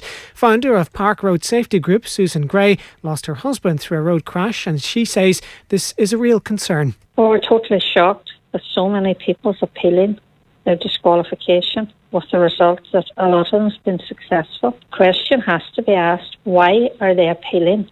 And why are they so many being successful and having their appeal or their disqualification overturned? That's a huge road safety issue. In the UK, the Labour Party insists they're not holding talks with the British government aimed at breaking the Brexit deadlock this weekend. Downing Street has offered to hold more discussions to find a way forward, and the Chancellor says they're expecting to exchange some more text today. But the opposition says there's nothing new. Eurosceptic and Conservative MP John Redwood has this message for British Prime Minister Theresa May. Don't waste any more time on this. I don't think there is a potential agreement which makes sense for both parties, for our country, and which the EU will agree to. Let's carry on with sensible planning so that we leave on April the 12th, just a few days later, Prime Minister, than you promised us all. An investigation is underway into the circumstances of a shooting in North Dublin. A man in his 20s was shot twice in Belcamp Crescent in Darndale yesterday evening. He's being treated for wounds to his leg, which are not believed to be life-threatening. The shooter was a passenger in a silver Volkswagen Bora. That's it for now. More in an hour. News Talk Weather. Thanks to Des Kelly Interiors, supplying and fitting your new wood floor, hassle-free. DesKelly.ie. Cloudy in places with scattered showers affecting parts of Munster and South Connacht, mainly dry elsewhere. Top temperatures of 10 to 13 degrees. And now you're up to date on News Talk. Off the ball. This is News Talk. So Burnley on course to take a giant step in their bid for survival in the Premier League. They've come from behind to lead Bournemouth by 2-1 at the Vitality Stadium. It's 10 minutes gone in the second half in all today's games in the Premier League. Leicester City 2-1 up away against already relegated Huddersfield. A couple of goals at the start of the second half there. Jamie Vardy, who's been in smashing form since Brendan Rodgers' arrival, made it 2-0 after Yuri Tielemans' opener. But Aaron Moy has just pulled one back from the penalty spot from Huddersfield and still scoreless in the game. between Newcastle and Crystal Palace. 5:30 kickoff at Wembley for Manchester City against Brighton in the FA Cup semi-final. We'll bring you team news from that as it comes through. In the Championship, Leeds are still 1-0 down away against Birmingham City. So as it stands, Sheffield United would move back up to second. They're 1-0 up away from home against Preston. David McGoldrick with the goal there. Elsewhere in the Championship, Stoke are 1-0 up against Blackburn. Ipswich lead Bolton Wanderers by 2-0. It's 2-2 between Brentford and Derby County. Wigan 1-0 up away against Bristol City. Reading 1-0 up away against Hull. Millwall lead West Brom by 1-0. It's 1-1 between Rotherham and Nottingham Forest, and in the game between Sheffield Wednesday and Aston Villa. Swansea are 2-0 up against Middlesbrough, who are in absolute freefall, Middlesbrough, over the last couple of months and have dropped out of the playoff places.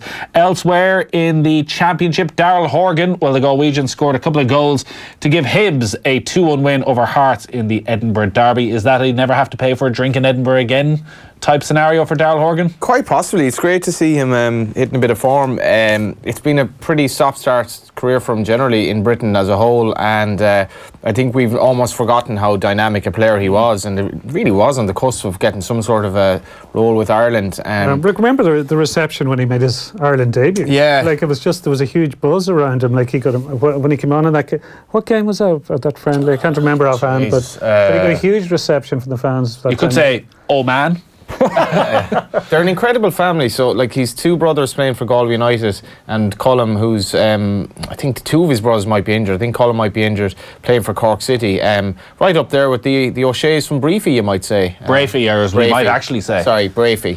Yeah, and Mayo are back, by the way. Thanks. Yeah. Thanks, Johnny. Well, we have the national title, but since we spent an entire Saturday panel talking about it earlier inadvertently, I think we've gone overboard on the Mayo chat for one day. Yeah. But tomorrow's a new day, so Mayo are back. What will happen then? I'm with Kilban at Goodison Park, so there might be a little bit of Mayo chat. You never know. James Horn would probably prefer if you leave it. I suspect James Horn most definitely would prefer if we just shut up about it for the next 3 or 4 months. Celtic, by the way, still scoreless in their game, heading for an hour against Livingston at Celtic Park. Real Madrid behind yet again, and no turnaround under Zinedine Zidane. They're at home against Eibar, and they trail by 1-0 at half-time in that one. Later this evening, good game in La Liga, Barcelona taking on Atletico Madrid. Juventus play AC Milan in Serie A at 5 o'clock, and probably the biggest game around Europe today is in the Bundesliga, Bayern Munich against Borussia Dortmund.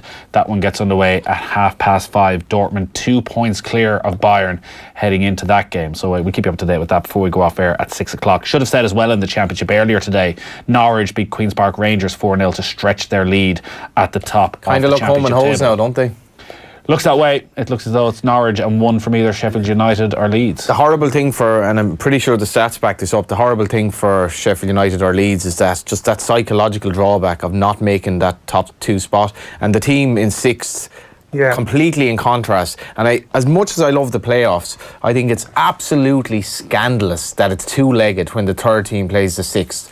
What is the advantage given to if Leeds finish 3rd and they're playing whoever finishes 6th, say for argument's sake Preston somehow finish 6th, right?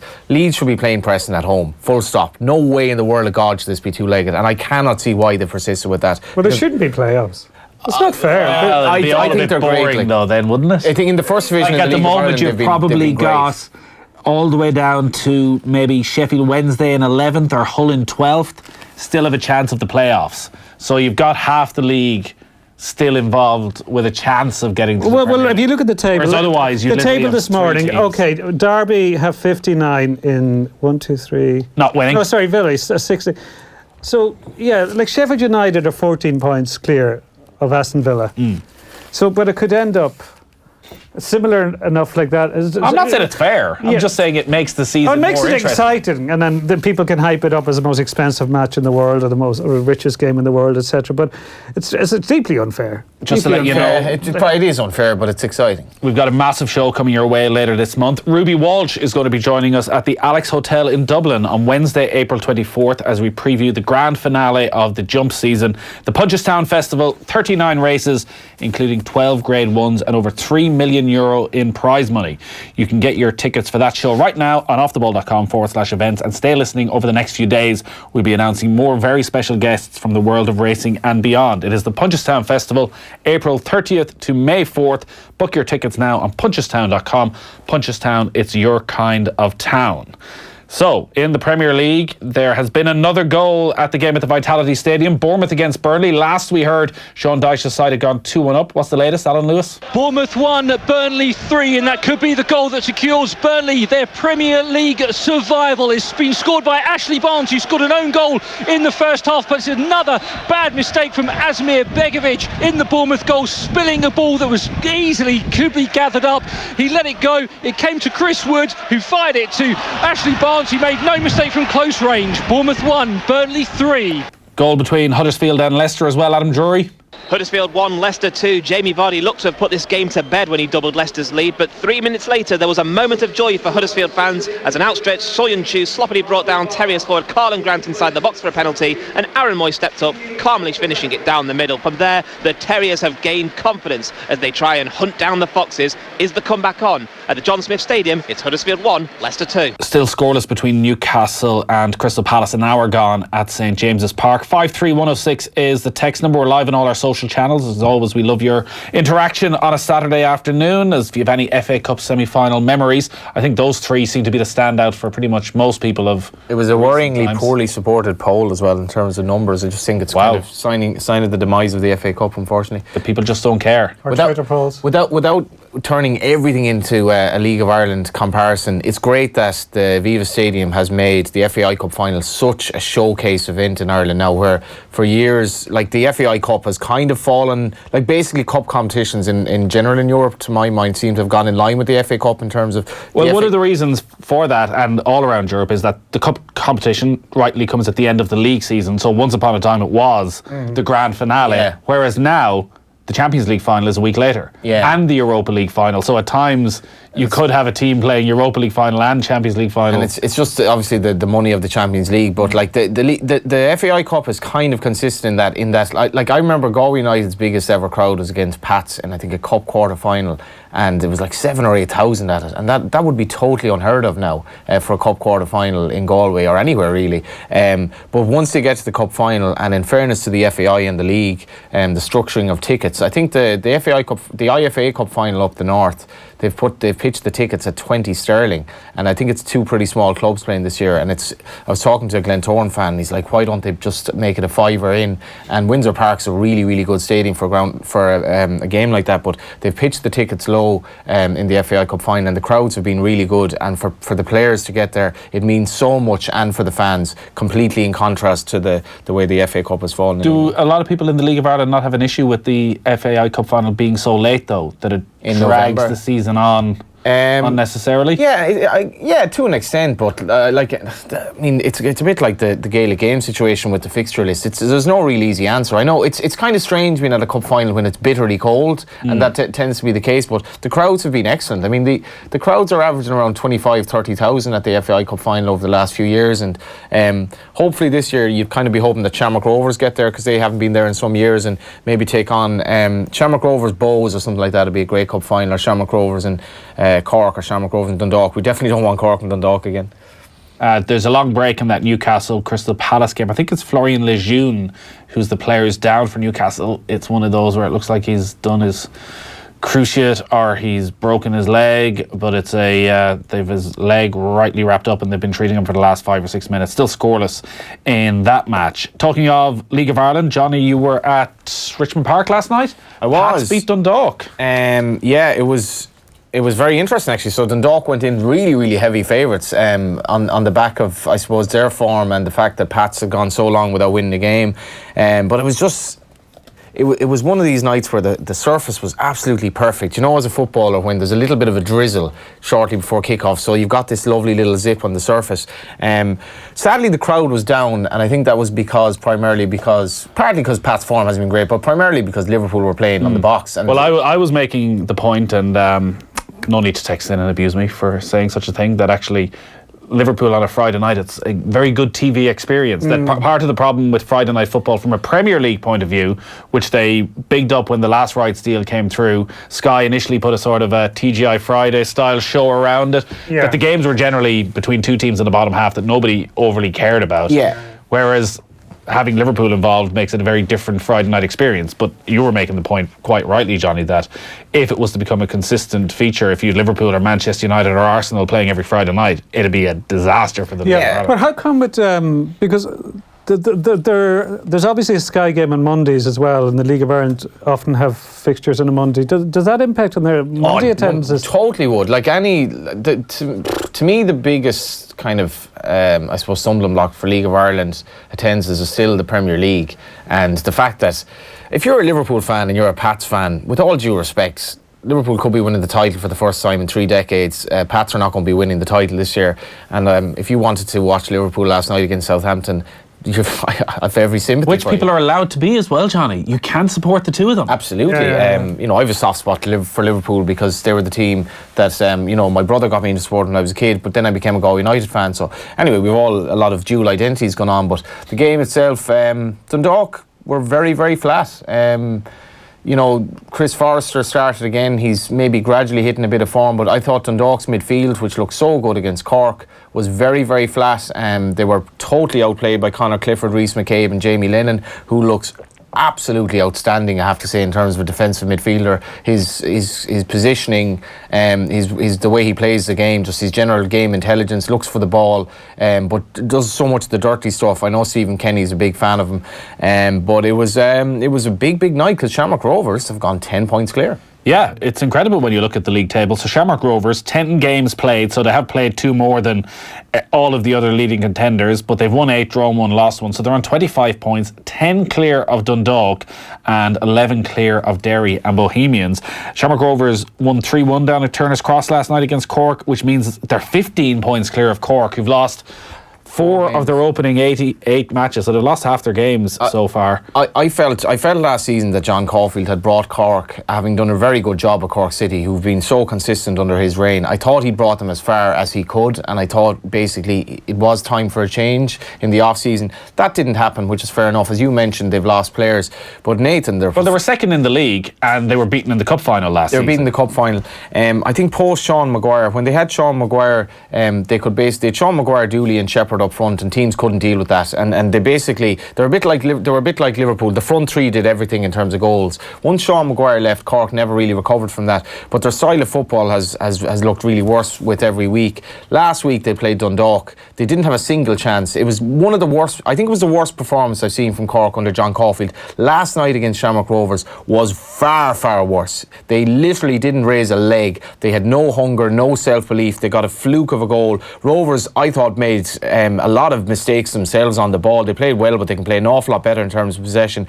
John Caulfield looked a lost man after the game. He was interviewed by Tony O'Donoghue, and he's very, very courteous to give interviews, but he contradicted himself. To me, it looks like the players have just lost faith in the management for a club of Cork City's hearts and the talent they have. And what the criminal thing about last night was, you're looking at 5 or 6 players in that team that are seriously talented players, the likes of Griffin, McLaughlin, Buckley, even Tilly, who came on, I think. But is there anybody there at that next level for Cork at the moment? So is John Caulfield operating slightly with his hands tied behind the back, and that they lost Seanie Maguire, were never able to replace him? They lost Kieran Sadler, they lost several players, their budget was cut over the winter. Yeah, the budget was cut, but that's so how can he be expected to keep them at that level year after year when you look at the investment Shamrock Rovers have made and the investment Dundalk have been able to make? I don't know, you're not listening to my point here. I made the point that the players that they have on the pitch are playing nowhere near their potential. I'm not arguing. I think his transfer record is very patchy. I think he signed about 6 right backs nearly one season. He seems to sign... He signed Sean Maguire. He signed Sean Maguire, although it would be arguable that Alan Reynolds was very instrumental in that signing. I'm not sure if John Caulfield deserves all the credit for that. Well, you can't give him stick for certain players coming in and then not give him credit for other players. I said it's patchy, it's hit and miss. You know, he signed some very good players. He signed Sadlier, who's an excellent player.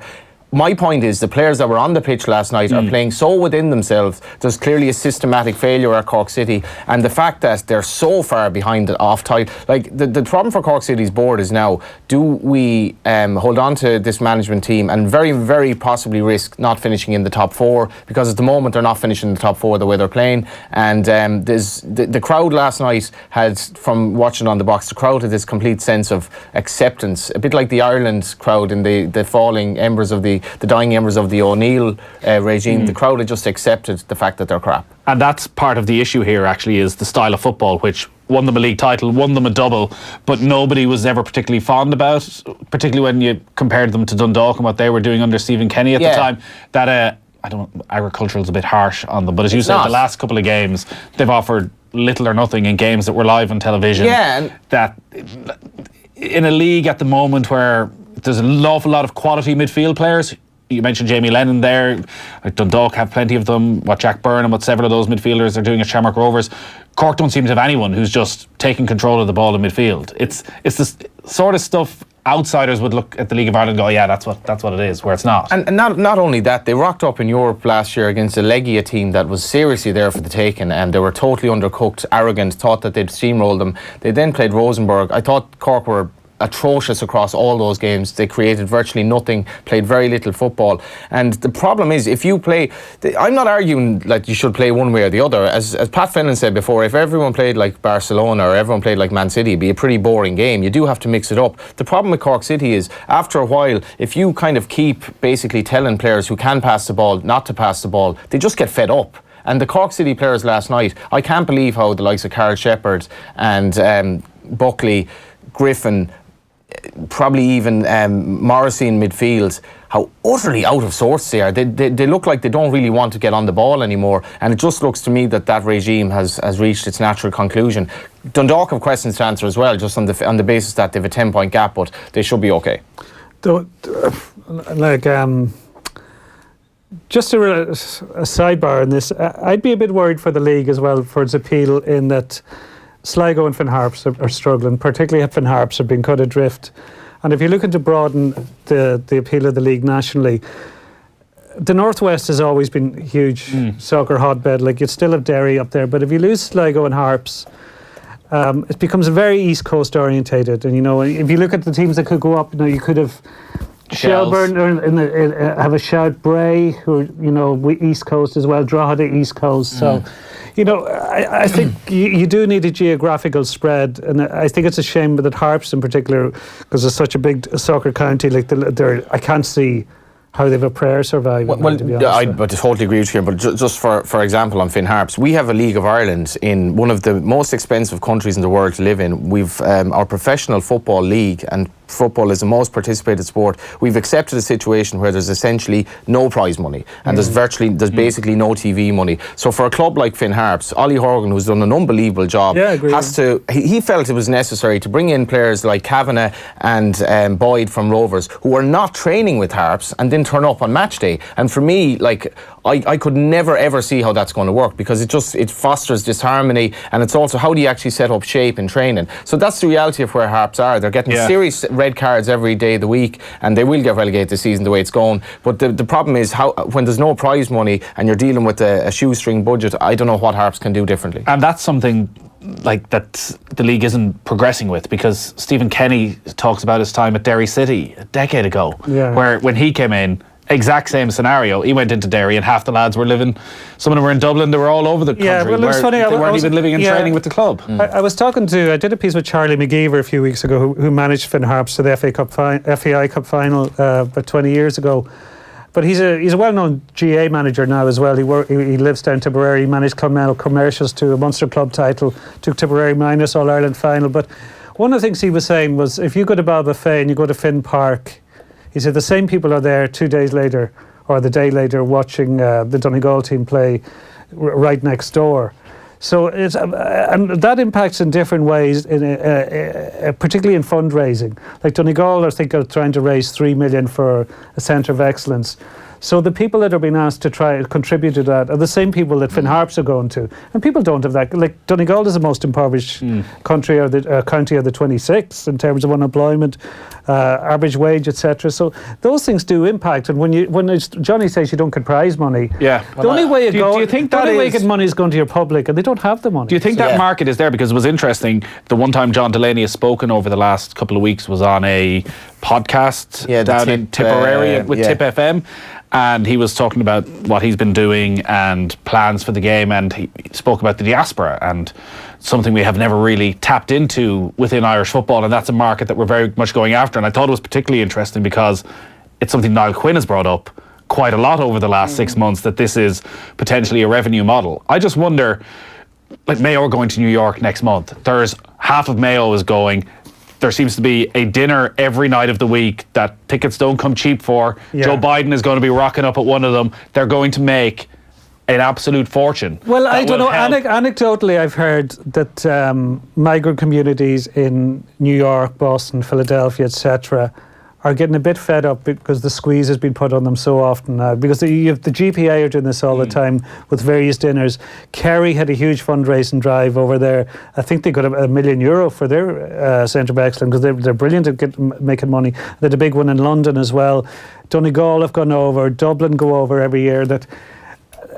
But eventually it'll dry up. It will dry up, and people get fed up with it. Do you think that actually the Irish community in America or anywhere around the world have the same connection to League of Ireland clubs? Not a chance. If you is it actually imagine having a Bray Wanderers fundraiser in the Bronx, like, you know, the problem with the Irish community over there, though, it's like people going to mass and people buying newspapers. They're getting older, and that Irish diaspora is changing. Basically, their sons are now American. They don't really have that same grow for Ireland. That's you know when. And also they want reflected glory. Like Jim McGuinness was very good at approaching well-off people who Donegal exiles to pay for training caps, etc. But they like that because when Donegal win the All-Irelands or Ulster titles, they were able to say, "Oh, absolutely, you know what? I give a dig out." But there's no glory in saying I give a dig out to Finn Harps, or to Longford Town. Or absolutely. Like, I'm not sure what's going to happen with the FAI. In the sense of, you know, there's a fascinating piece in the Independent today by Dan McDonald about the, you know, basically the whole Delaney story, I suppose, from A to Z. I'm not sure what's going to happen, and I know Niall Quinn has said I'm not going to take over as CEO under the current sort of system, which he's completely right to do. But if, for example, Niall Quinn did take over as CEO of the FAI and the board was completely purged, which I believe should 100% happen, you'd be amazed at the potential of the league here. It's not really gone noticed that there's a third tier European competition coming into force in the next few years that will have a lot of prize money. But would you, Johnny? Like this, you're saying, oh, the board should be purged. Who are the 10 people that are going to come in and replace them? They're going to have various different aims in life that may not be all around the League of Ireland. It may everything's still going to be based around the national team. It's always going to be the main driver of money. And also, one of the main question marks I think a lot of people have over Niall Quinn's plans, and I think even Niall would accept they're still at a very early stage, and it's brilliant that there's actually a conversation happening, is like the League of Ireland clubs, as they are right now, do you want to be giving a lot of these clubs huge amounts of money? Is it going to be invested in the right way? No, I think Niall's kind of ambitions are basically very good in terms of their intentions. I think he just wants football to prosper in this country. I would have thought if you're on the FAI board, you want to help Irish football. I would assume if you spoke to any of the FAI board, they would say that is exactly what they want. Yeah, I'm sure you're going to make the point that, well, it's not happening. But it's startling if you look at it and you pick up Daniel's piece and you look at the photos or the pictures of the guys on the board. It is. We should point out it is well worth picking up the Irish Independent. It's a great piece and it's proper journalism. I mean, they're generally quite old, and it's like that's every committee in the country. Well, they also in this is what happens in such systems where basically term limits are changed and guys who should have been off the board aren't, and there probably aren't enough fresh ideas. But the FAI board should represent the women's game in this country. It should represent non-league football. It should represent rural football. It should represent League of Ireland football. But it does represent all those things. Yeah, but you just feel it's not been represented in the right way. Okay, here, answer this. Ideal scenario in your world, there's a total change at the top of the FAI. There's a new board in place and there's a keen focus put on the League of Ireland. What do you think is 5 years from now best case scenario for the League of Ireland? What would you say is a successful League of Ireland? for it to be the norm that a League of Ireland player is on the international team, or at the very least in the squad, for crowds to be probably another 50% up on what they are now, for the League of Ireland teams to be competing in Europe, consistent with Dundalk in 2016, something like that, where it's fairly where we perform well in Europe and basically bringing players through that are playing for Ireland. But I think the league is in a great... I spoke to Tom Mohan during the week on our podcast with Daniel McDonald. He's so positive on where the league is going, and I think you just look at the underage matches and the quality of the kids coming through, and I will give the FAI credit. They kind of steamrolled this underage leagues in, to the annoyance of a lot of the nursery clubs, and I think it's a massive thing. Well, is it not a bit too early to say whether that's any sort of success? It's early, but I think, and ask anyone in the league, the amount of young coaches it's necessarily creating. And one thing I would like to see is, we'll say Galway United go down and play in Tralee, they play the Kerry League. I'd like to see more League of Ireland clubs that are able to come into the League of Ireland from the likes of Kerry, from the likes of Mayo, from the likes of Portlaoise, from the likes of Thurles. There should be more League of Ireland clubs? I think it's... Do you think a Mayo League based out of Castlebar could draw in a crowd to sustain a club in the League of Ireland? I'd like to think that there's enough prize money there to make it possible at the very least. Wexford do it, why can't somebody else? But is that not decades down the line? Do you not need to be able to, as Kieran says, look at the League of Ireland table right now, if it stands, Finn Harps and Sligo Rovers will be relegated. You have such a Dublin-centric league. You don't have a Dublin-centric league. No, in terms of the population of Dublin versus the population of the rest of the country, the Dublin is fairly represented at best in terms of the amount of clubs. Dublin is about a third of the population in the south. It has roughly a third of the teams in the league. Are you telling me that we should just let... Does that not lead to indifference in a lot of the rest of the country? I don't think the Mayo League should have a team in the League of Ireland. I think... Ideally, what you would have... League of Ireland interest in Mayo or Kerry then, or what you do is you support Galway United and Sligo Rovers, and you give them the resources, and you hope they use them correctly, so that people in Mayo form an identity, which I think a lot of people have with Galway United, because so many players from Mayo have played for Galway and play for Sligo, that they form an identity and they will go to those matches. I think dividing it up and a smaller slice of the pie for smaller rural clubs is not the way of doing it. I think they should be encouraged to look into joining the League of Ireland. I think the FAI is actively looking for clubs to join it, because we do need to spread the message a bit. There are large, like Monaghan United is gone. Could we get them back into the league? Why not? There's a reason they're gone. Well, there's a reason a lot of these clubs are gone. It's because there's no prize money. So how are they going to sustain themselves? You need prize money in the league. You need an incentive. You need a situation where Iceland goes to the World Cup, rather goes to Euros and gives back 3 or 4 million to the clubs. That didn't happen in Ireland. Well, I think it's not just prize money. You need a lot more people to go to games, and I think that's a big cultural problem in Ireland, in that there's no great tradition of spectating. Regular, like most people, if they go to anything, go to their follow their county and GA. And their club. And their club. But at county level, like if you look at the top level, how many games they go to? They might go to two or three. Most people go 2 or 3 league games maybe, and they'd go for a couple in the summer. Like depending on the county, if they're like Mayo or Dublin, play quite a lot, they might go to 3 or 4. So a lot of people are only going to watch the county, say 6 or 7 times a year. So to get into the mindset where you follow a team and go 20 or 30 times a year, that's only a small minority in Ireland that's ever done that within League of Ireland, and to a tiny lesser extent with rugby. I think rugby, there's still... Most people just go to the bigger games, the European Championship. But Kieran, how can Iceland? So Iceland don't. Iceland have a culture. Yeah, but how can they sustain a professional league 40 miles away from England? How can they sustain a professional league with 300,000 people? But this, I think, because there's enough money there to make it sustainable. Yeah, but this is important. I think the amount of people who it would never occur to them to go to a game. That's the thing. Like people saying, "Oh, what do you do at the weekend?" Or I'm a bit bored.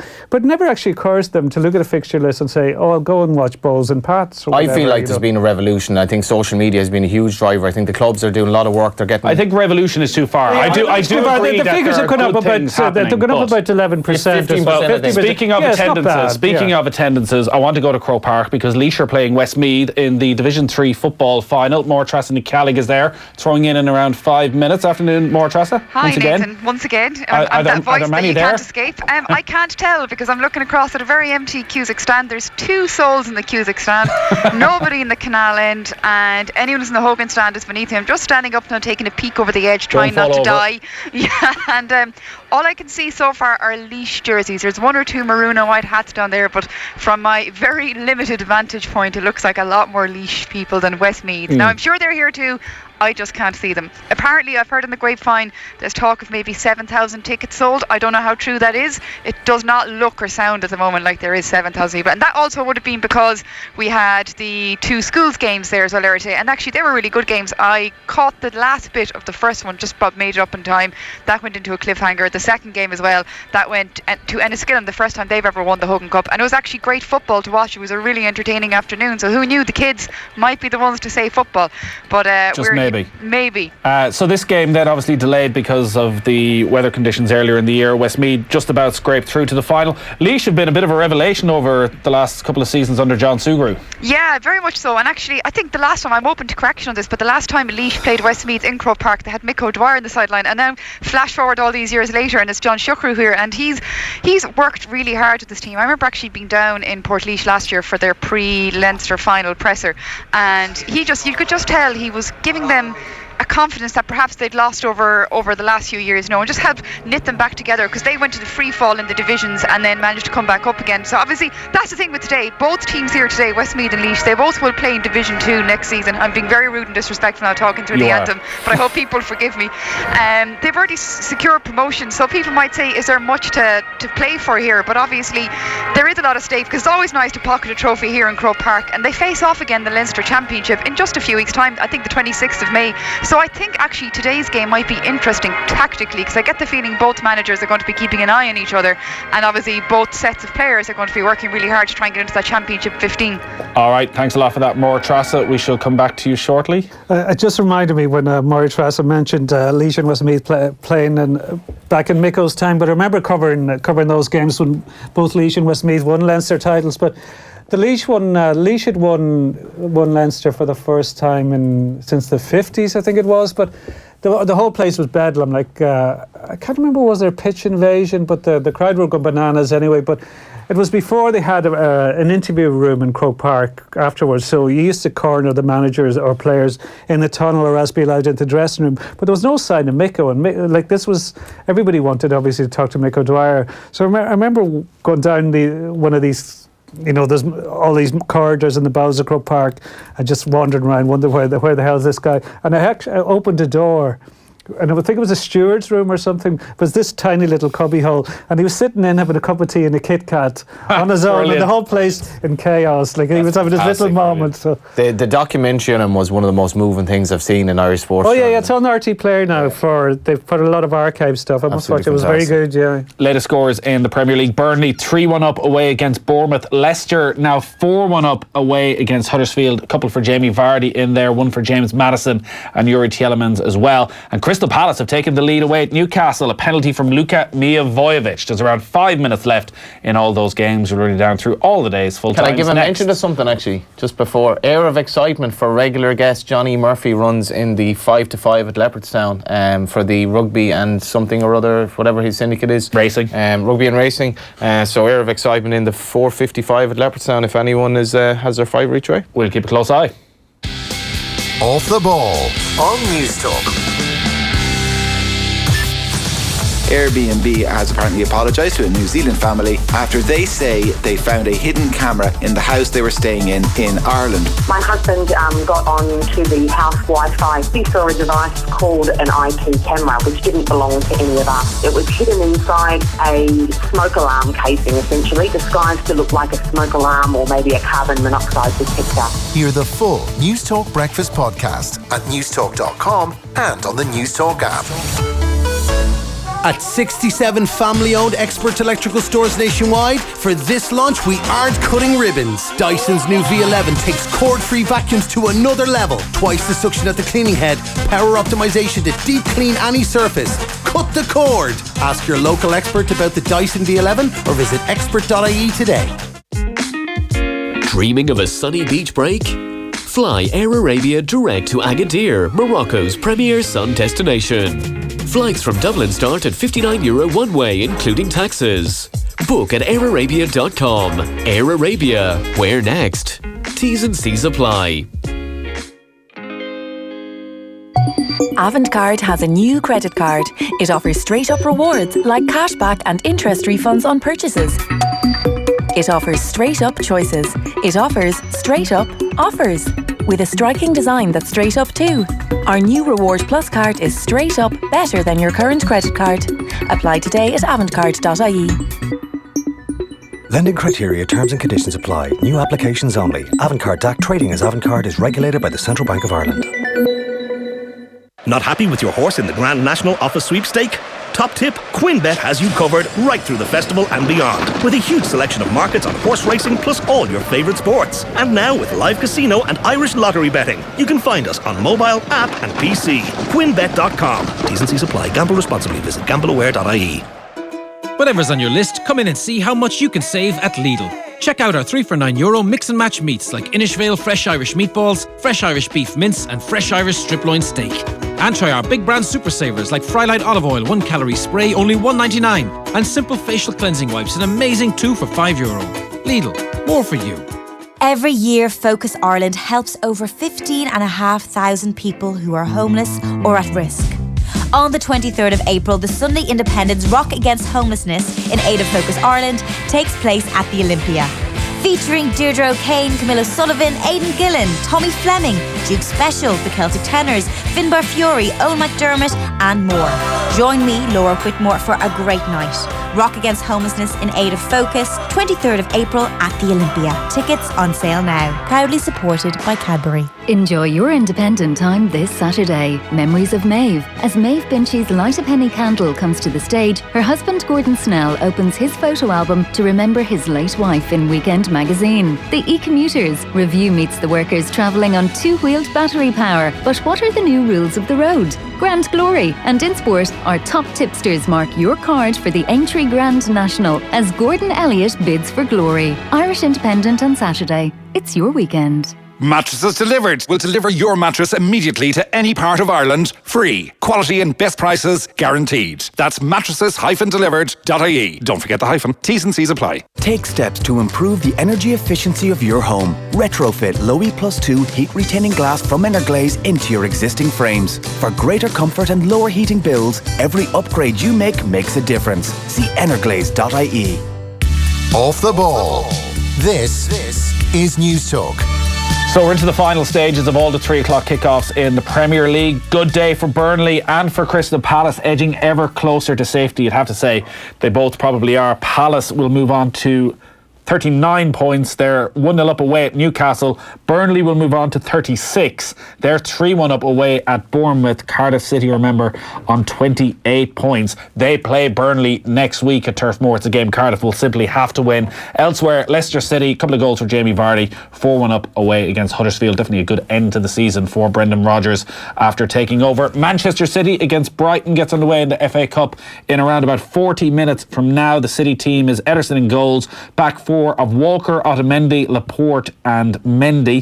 Midfield, it'll be Gundogan, De Bruyne and Silva, and Bernardo Silva and Raheem Sterling either side of Gabriel Jesus. No Sergio Aguero in the squad for Manchester City again through injury, which will obviously be a bit of a concern for City with the Champions League game against Tottenham to come in midweek. It's going to be a heck of a week in the Champions League. Yeah. Looking forward to it, because the last 2 or 3 seasons anyway, the knockout stages have been brilliant entertainment, and it's just so much excitement night after night. Like it's turned into a brilliant. It's very hard competition to call.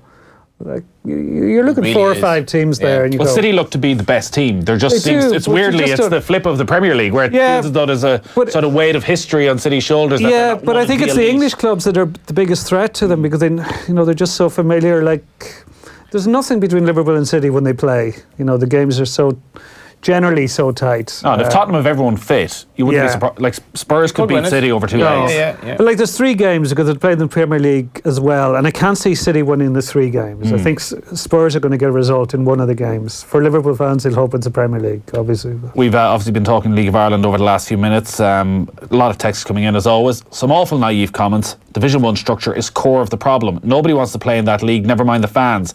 Distance for meaningless matches is a complete joke. Midland's barely big enough for Athlone and Longford. Adding Portlaoise is not the answer. Just on that, I know Kieran was giving out about the playoffs and it being intrinsically unfair, which it sort of is, but the structure that they brought into the first division, where it matters if you can finish in the top 4, has been a great help. And as much as the first division has been a complete backwater and a bit of a hole really that nobody wants to be in, it could be in a much worse state at the moment, and there are some big clubs down there, including Go United, Bray Wanderers, Shelbourne and Longford Town. Have a campaign to encourage fans not to go or buy English matches. Sorry, I just lost that message there. Not to go to or buy English matches jerseys for one season and go to League of Ireland games in jerseys. Well, people can like what they want. Exactly. I don't like millions of euros leave this country each season going to English clubs. If we want Irish football to grow, something drastic needs to happen. That's not going to change. No, it's not going to change, and people are entitled to like what they like. Well, also, I think you made a pretty valid point. Part of the problem here is that the match-going population is too small. Yeah, at the moment, and it's hard to grow that. I wouldn't be surprised if a lot of people who go to England also go to League of Ireland matches because they just are in the rhythm of going to games. A fair few would, a fair few would. But the other thing is, like people who follow in Ireland who follow English clubs, and there are a hell of a lot of them, so I'd always be wary of people who dismiss them. It's rooted very deeply. Like, it's not something they acquire when they're 20, 25 or something. Like, most people latch onto a club when there's 5 or 6 or 7. Like, commit a good chunk of their lives to watching they commit to it, and a lot of them spend quite a lot of money. People change their club when they were young. But unforgivable. But that's an insight into somebody's character at an early age that never leaves you. Absolutely, they were like, you're not coming to my birthday party if you've changed from Man United to Blackburn when Blackburn. Yeah, but those are the people who end up ruling the world and becoming Taoiseach and owning radio stations and newspapers. Santry Hoop. They're strange people.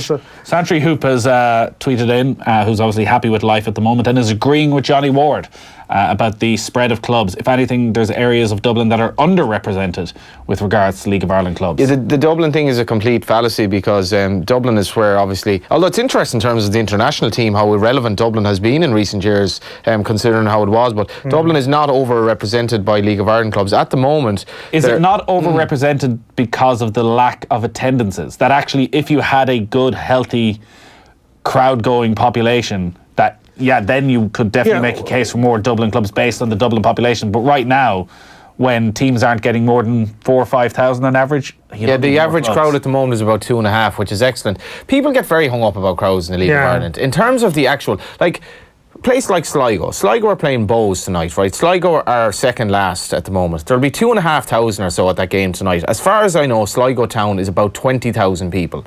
That's actually huge for a club that hasn't a hope of challenging this season. Dundalk is a town of roughly 35,000 people. They regularly get 3,500, 4,000 at their games. There's nothing wrong with them crowds at all. In fact, they're quite good. And people just think that, PSG, how many do they get at their games? There's one club in Paris. Yeah, and you know what I mean? Yeah, I think that's Johnny's bang on there, that people because there is an obsession with attendances when it comes to League of Ireland. The amount of tweets even you see that people go on and on about attendances, and they make unfair comparisons with GA often or whatever. But like the GA, as I say, like if you're following your county, it's 10 games a year.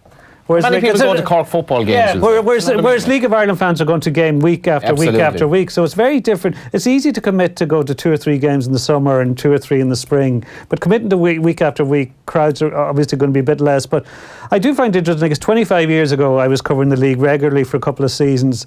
And the numbers are up a bit now, but they're not up that much. It was still a lot of grounds in Dublin. The Dublin clubs are getting 2,500 roughly. But Dublin population has gone up by nearly 500,000 since then. Yeah. So you would expect it to have gone up more. But that's like you were saying earlier, Nathan, 5 years' time, ideally, where would you like League of Ireland? You'd like millions to be spent on facilities, which isn't going to happen, because that's the only way you will get the crowds to go way up. But the facilities have to improve significantly, because people are used to better now. They're used to they travel to games abroad. They want comfort. You mentioned Charlie McGee. I remember the Go United and Finn Harps was the semi-final that year when you won about that cup final. But from that time when I was a kid, when I was maybe 15 or 16 and started following the League of Ireland up until now, I've reached the point where we're very insecure as League of Ireland fans. There's also an element of Kurt Cobain, who loved becoming famous but didn't actually like being famous. We love the story that we might one day reach the promised land of this league gaining a lot of respect. I actually don't really care anymore, because every time I go to a League of Ireland game, I really enjoy the football, and after that, everything is secondary. Screw everyone else, Johnny, as long as you're having a good time. The standard of football is much, much better than it was, and the games are enjoyable. You trawl England looking for players, but when you're rejected, you slag them off. Typical Paddy hypocrites. I just don't like Declan Rice the way he's behaved. Actually, that just reminds me, Tommy Martin had the best tweet of the day. Great lad, Tommy. Yeah, Tommy's a funny guy, but it was related to Kurt Cobain as well, that a priest, Father Herity, he's something about, this reminds me of Father Herity 25 years ago at Mass, reading out commiserations to the family and friends of Kurt Cobain of Annagry in Seattle, who passed away recently. So obviously somebody passed as the priest, this is a guy. Phenomenal. He's got cousins locally or whatever. A few other texts to get through. Gary Barron watching on YouTube. Sure, it would be great to see Leeds back in the Premier League, but us ancient fans aren't counting our chickens just yet. This is not good today, Nathan. And you'd be right not to count your chickens. I'm ancient as well, so it's okay for me to say 1-0 down, and it's in the 97th minute, and they're still 1-0 down against Birmingham. Sheffield United have beaten Preston by 1-0, so David McGoldrick is the match winner, moving Sheffield United back into second place, a point ahead of Leeds United. Plenty of goals in the Championship. Brentford 3, Derby 3. Derby were ahead 3 times in that game. A couple of goals for Harry Wilson on loan from Liverpool, and each time Brentford pegged them back. So Derby right now just outside the playoff places. Bristol City just inside the playoff places. They drew 2-2 in their game against Wigan Athletic. Elsewhere, West Brom, who are 4th, they were beaten 2-0 by Millwall, and Aston Villa, who are 5th, have come from behind to beat Sheffield Wednesday by 3-1. So an exciting day in the Championship. A couple of those games still ongoing. We'll run you down through the full times in those in just a moment. And talking of FA Cup semi-finals, one of my earliest football memories was the classic 85 semi and replay between Liverpool and United. Still gutted, presumably from a Liverpool supporter. Was that Brian Robson? I think it was those smashing one in the top corner. Yeah, if you read about the rivalry between the clubs and incidents that used to go on with fans, those games were particularly toxic. That there was a lot of stuff went on around it. But sometimes I think things used to be friendlier. But then you read about. Well, we had a text in that as well, by the way, earlier, saying don't romanticise football in the 90s. I worked at the 1990 FA Cup final at Wembley Stadium as a groundsman. We were warned to keep our mouths shut, and the atmosphere around the stadium was toxic and terrifying. Police horses segregating fans. Interestingly, the next week was a rugby final, and the difference was mad. So that is a text in on 1990, that was United Palace, was it? Yeah, okay. Let's go around the grounds in the Premier League then. Full-time whistle gone. Huddersfield, Leicester. Adam Drury. 2 second-half goals from Jamie Vardy and Leicester, a convincing 4-1 win over Huddersfield. Yuri Tillemans opened the scoring in the 24th minute before Jamie Vardy made it 2 in the 48th. An Aaron Moy penalty 3 minutes later offered some hope for the Terriers, but that was extinguished in the 79th minute by a brilliant James Maddison free kick, and then Jamie Vardy scored from the spot 6 minutes from time to seal a win that takes Leicester up to 7th in the table. Full time at the John Smith Stadium, it finished Huddersfield 1, Leicester 4. Newcastle United had been on a brilliant run at St James's Park over the last couple of months, but it's come to a shuddering halt against Crystal Palace. Watching this, Stephen Goldsmith. Newcastle 0, Crystal Palace 1. The away side with a bit of a smash and grab here. Newcastle certainly had most of the chances. Rondon in particular wasteful. But the Newcastle rearguard had done a decent job of winding up Zaha all game, and it always seemed possible he would react in a harmful way. He was hacked down in the box by Yedlin, and then Milivojevic sent Dubravka the wrong way to give the points to the visitors. Newcastle 0, Crystal Palace 1. So Palace surely safe then. They're 11 clear of the relegation zone. Burnley are now 8 clear of the relegation zone. Huge win for Sean Dyche's side away against Bournemouth. Alan Lewis. And Ashley Barnes' own goal giving Bournemouth an early lead, but Burnley scored twice in 2 minutes to go in at half-time with the advantage. Chris Wood and Ashley Westwood with the goals. goals. The game was effectively wrapped up by Barnes 11 minutes after the restart, this time scoring at the right end after a mistake by Asmir Begovic. Burnley go 8 points clear of the relegation zone. Surely that will be enough. Bournemouth 1, Burnley 3. Celtic will have to wait to secure their retention of the Scottish Premiership. A 0-0 draw against Livingston at Parkhead leaves them 15 points clear at the top, but mathematically they can still be top. But if Rangers fail to win tomorrow, the title should be Celtic's. So that's you up to date with all the football. We run down through all the full times in the Championship, all the scores around Europe as well. Kieran, thanks as always for joining us this afternoon. Johnny, you're going to stick around, are you? No, I'm not. What? Actually, no. Tom Malone. Live commentary of the National? No. What? I tried commentary on a race before. No, but just you don't actually need to commentate. You can just give your valued opinion as the race is developing over 15 long minutes. Yeah, don't leave me, please. Not quite 15 minutes, but I don't. I just hope that everyone arrives back safe and sound. It's a tough race. I think the Irish are going to win it, and I just hope that all riders come back safe and sound, and all horses as well. All right, good stuff, lads. Quick break. Join the conversation. Text us on 53106. Texts cost 30 cents. If you're thinking of buying a residential rental property, ICS Mortgages can provide an excellent range of flexible buy-to-let mortgages, including interest-only terms of up to 15 years. We'll also help you to refinance your existing portfolio and grow your property investments. Call 1890 427 427, visit icsmortgages.ie or contact your local mortgage broker. ICS Mortgages, the property investor's choice. Lending